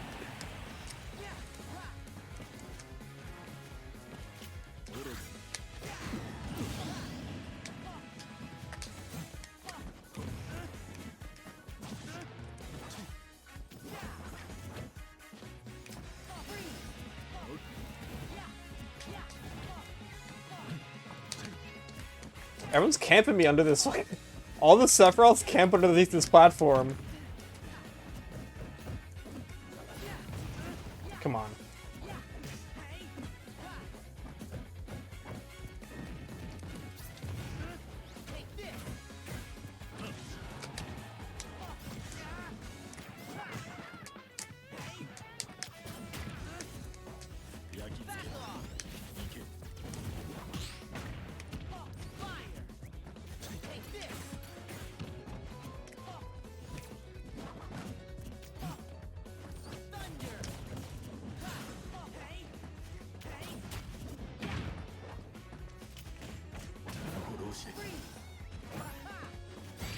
Fuck! I'm alive! Get out of here! Nice try!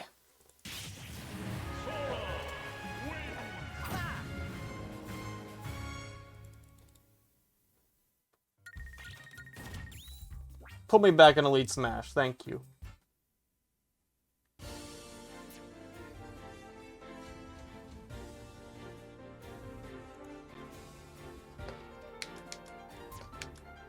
Jesus.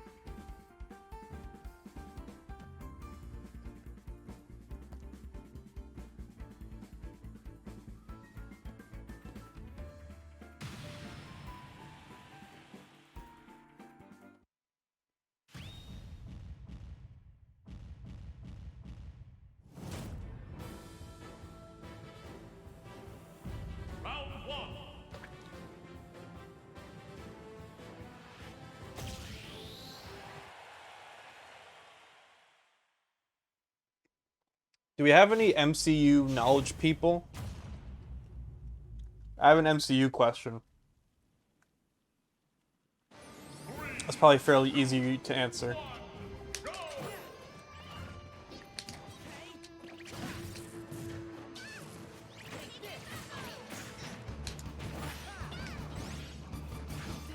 Minecraft? No, yeah, Marvel.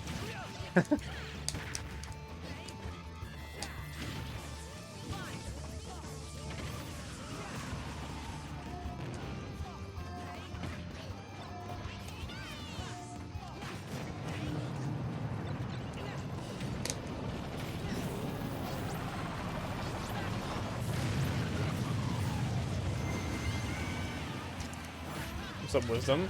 He got all the kills for that? I had the dang black hole, though.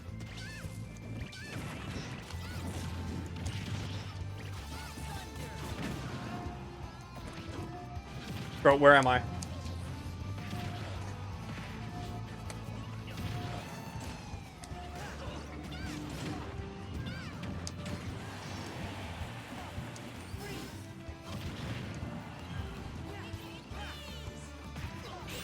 This is a tournament.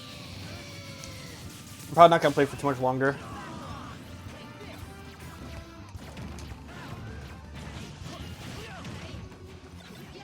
So I didn't feel like setting up a viewer thing.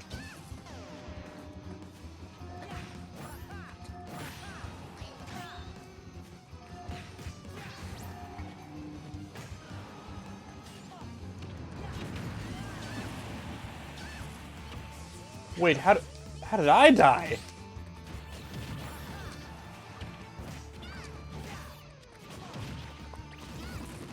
Oh, I'm losing this one.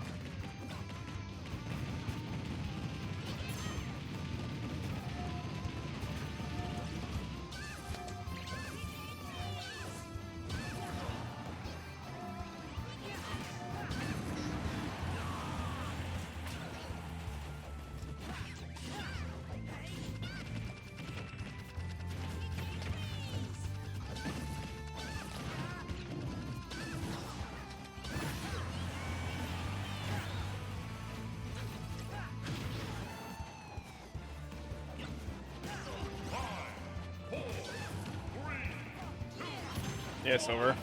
I got 1 KO and I died twice, it's over. Wait, what?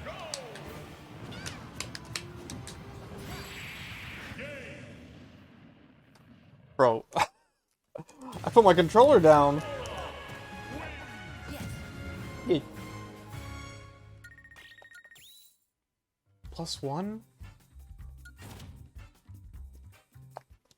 Did everyone else just die a million times?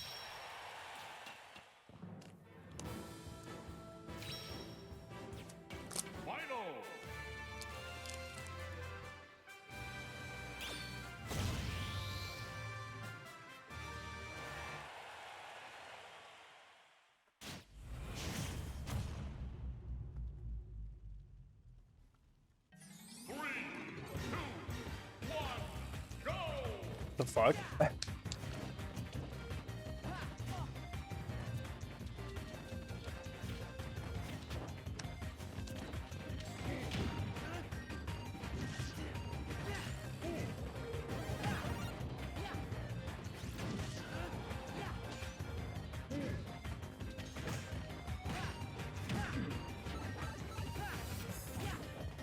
I don't know what that me is. Is this supposed to be like young Hitler? I don't know.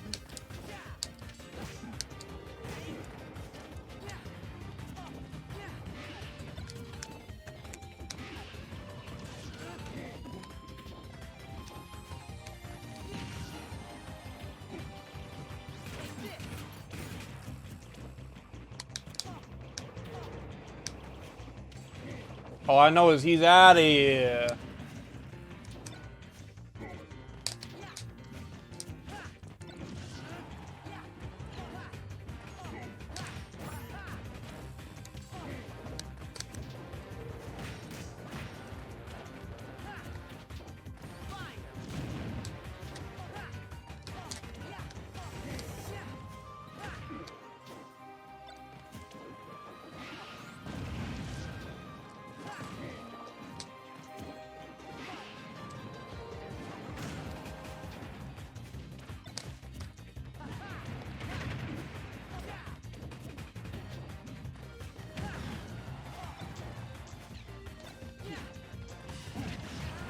Alright, let's go Soul Galeo.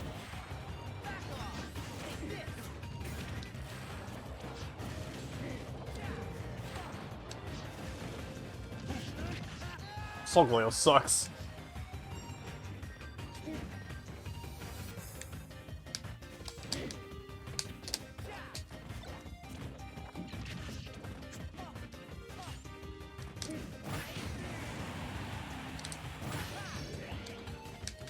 Yeah, you're going to the Shadow Realm. Goodbye.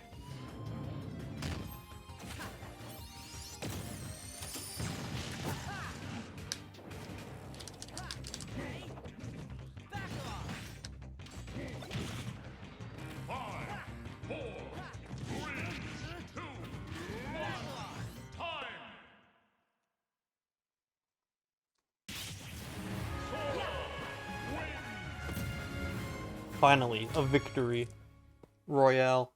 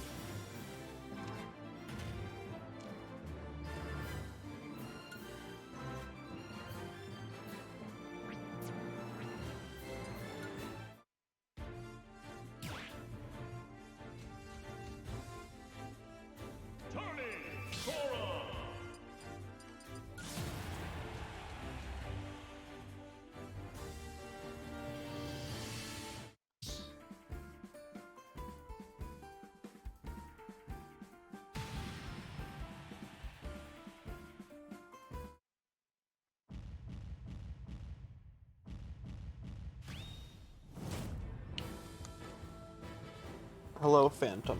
Round one.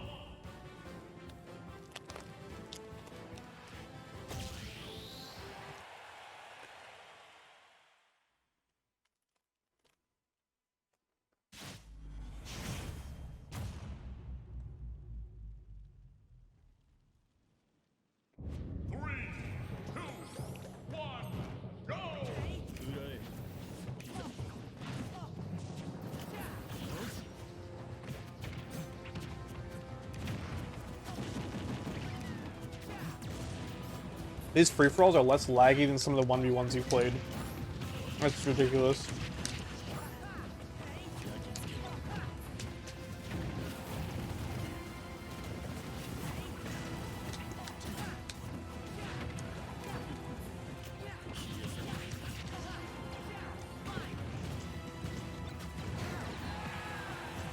Oh, they had a ton of rage. Okay.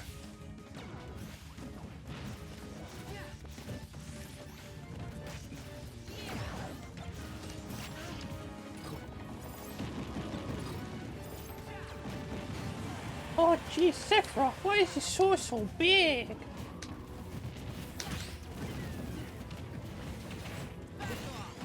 Why are you about to reach the whole stage?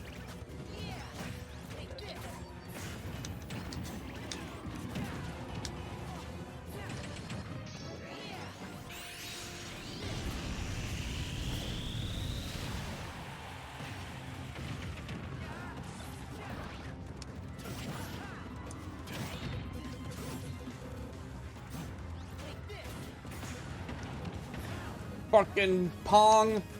I gotta kill Omar.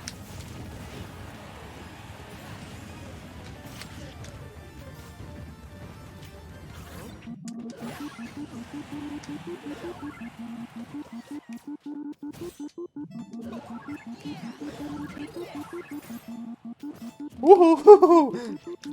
Oh, Pikmin saved me there. Pikmin slowed down Samus. Oh, that was item dropping.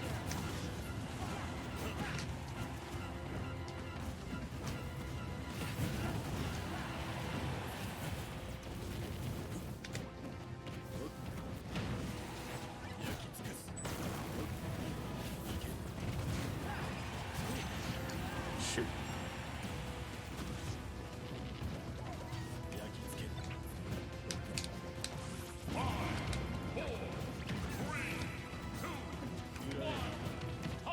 I think I lose. Or sudden death? Yeah, I lose.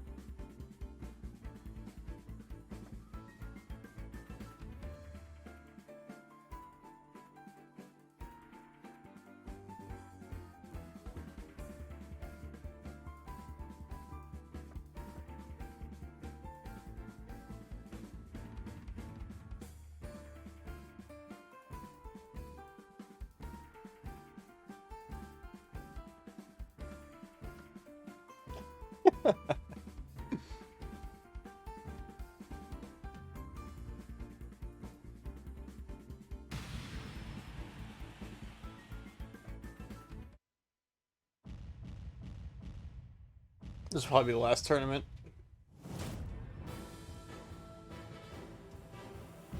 Round one.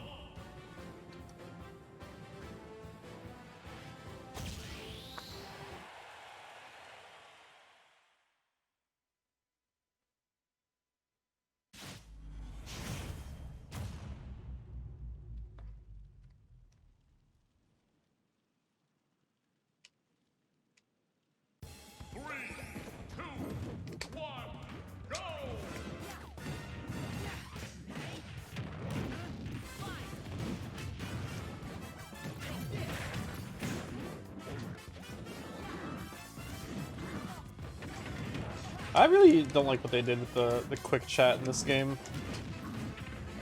I don't mind it not being over taunts anymore, but like, they give you no time to use it.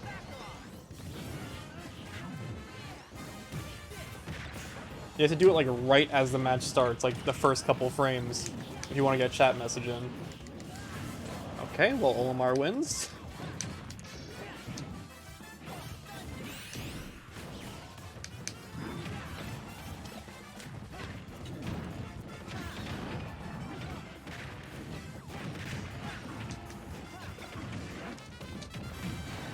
Oh shit, okay.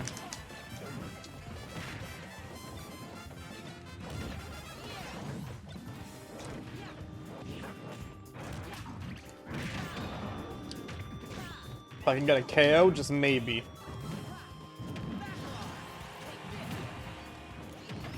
Oh my god, the Gordo! The Gordo!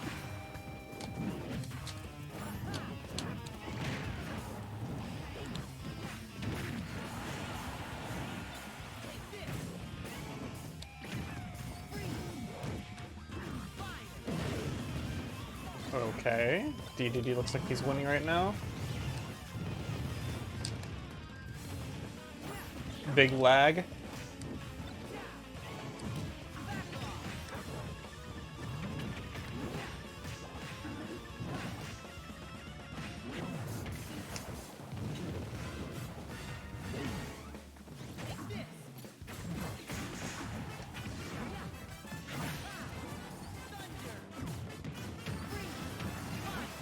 Oh, I'm dead.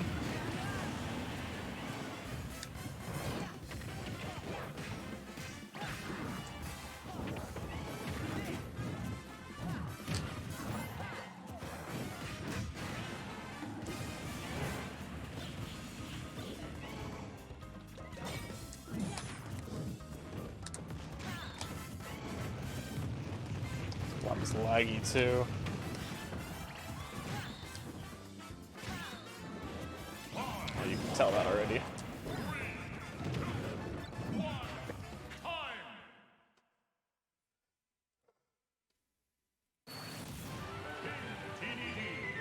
Alrighty, well that's the stream. Maybe soon we can do a real stream instead of these filler streams I've been doing. We gotta get back to like Kingdom Hearts and World of Light, I think. Yeah. We gotta start Kingdom Hearts 2 soon. Okay. I'll read Zeph. He just went live not too long ago. He's doing a Pokemon hack?